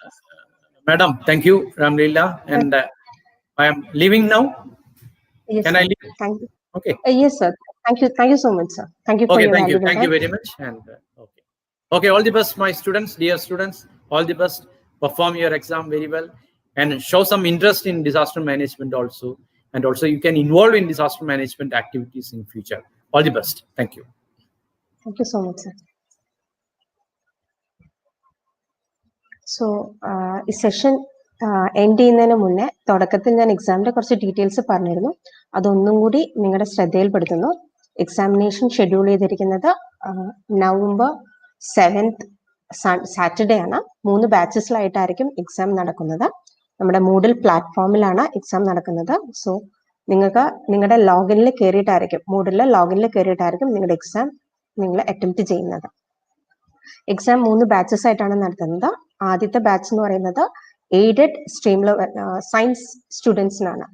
Aided ബ്രാഞ്ചിൽ വരുന്ന science സ്റ്റുഡൻസിനായിരിക്കും ആദ്യത്തെ batch എന്ന് പറയുന്നത്. അവരുടെ exam timing എന്ന് പറയുന്നത് 9 to 10 ആയിരിക്കും. Morning 9 o'clock to 10 o'clock ആയിരിക്കും. സെക്കൻഡ് ബാച്ച് എന്ന് പറയുന്നത് കോമേഴ്സ് ആൻഡ് ഹ്യൂമാനിറ്റീസിൽ വരുന്ന എയ്ഡഡ് ബ്രാഞ്ചിൽ വരുന്ന സ്റ്റുഡൻസിനായിരിക്കും രണ്ടാമത്തെ ബാച്ച്. അവരുടെ exam timing 10:30 to 11:30. Third batch എന്ന് പറയുന്നത് സെൽഫ് ഫിനാൻസിങ് സെക്ഷനിൽ വരുന്ന എല്ലാ ക്ലാസ്സസ് എല്ലാ സ്റ്റുഡൻസിനും ആയിരിക്കും, ഇൻക്ലൂഡിംഗ് ദ ബിവുക് സ്റ്റുഡൻസ്. അവരുടെ എക്സാം ഷെഡ്യൂൾ എന്ന് പറയുന്നത് 12 to 1 ആയിരിക്കും. സ്റ്റുഡൻസിന് ഒരു 10 to 20 minutes ബിഫോർ അവർക്ക് ലോഗിൻ ചെയ്യാം. എക്സാം സ്റ്റാർട്ട് ചെയ്യുന്നത് പറഞ്ഞിരിക്കുന്ന ടൈമിന് മാത്രമായിരിക്കും എക്സാം സ്റ്റാർട്ട് ആവുന്നത്. 60 minutes ഡ്യൂറേഷൻ ആണ് നിങ്ങളുടെ എക്സാം ഉണ്ടാവുന്നത്. 60 questions ആയിരിക്കും ഉണ്ടാവുന്നത്. പ്ലസ് ഒരു കാര്യം കൂടി ഓർക്കണം, നിങ്ങൾ നെക്സ്റ്റ് ബട്ടൺ പ്രസ് ചെയ്ത് കഴിഞ്ഞാൽ നിങ്ങളുടെ പ്രീവിയസ് ക്വസ്റ്റ്യൻസിലേക്ക് നിങ്ങൾക്ക് പോകാൻ പറ്റുന്നതായിരിക്കില്ല. ടൈമിംഗ് ഒന്നും കൂടി പറയുന്നു. Aided science branch 9 to 10, aided commerce and humanity branches from 10:30 to 11:30, and self-financing sections including the BVOC students it will be from 12 to 1. Okay, നിങ്ങളുടെ മോഡിലെ ലോഗിനിൽ നിങ്ങൾക്ക് എന്തെങ്കിലും ബുദ്ധിമുട്ടുകൾ ഫേസ് ചെയ്യുന്നുണ്ടെങ്കിൽ please contact your class teacher before your examination. എക്സാമിനേഷൻ്റെ അന്ന് ലോഗിൻ്റെ issues ഒന്നും attend ചെയ്യുന്നതായിരിക്കില്ല. Okay, I hope this clears all your doubt regarding your exam. So നമുക്ക് program wind up ചെയ്യാം. So I request Dr. Saju Amai, the coordinator, course coordinator, to propose a vote of thanks.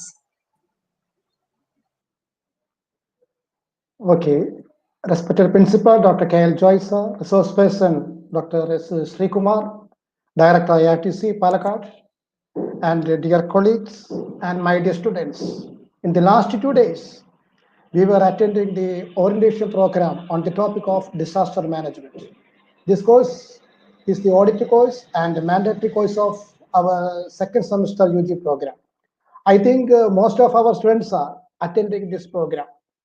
2 days, the 2 sessions were handled by Dr. S. Sreekumar, director IRTC Palakkad. His presentation and class are excellent and very useful to our students. On behalf of all present in this webinar, I extend my gratitude to Dr. S. Sreekumar. Thank you, sir. The backbone of this program is our beloved principal, Dr. K.L. Joy sir. He gave all support to conduct this program. So thank you, Joy sir, for this support. I also thank our vice principals, Dr. Joby Thomas, Dr. Father Martin Columbarat, Dr. Sister Alphonse Matthew, and our Dean of Science, Dr. Bittu Joseph, Dean of Arts, Dr. Sanal Raj, and IQAC Coordinator, Dr. Father Daniel Konkut. Our great teachers, Dr. John Snudworth, Professor Remila, Professor Ashby Matthew, helped us in all technical arrangements of this program. So thank you, my dear friends. At last, but not least, I thank all my dear students who participated in this program. Once again, I thank each one of you for making this program a great success. Thank you very much.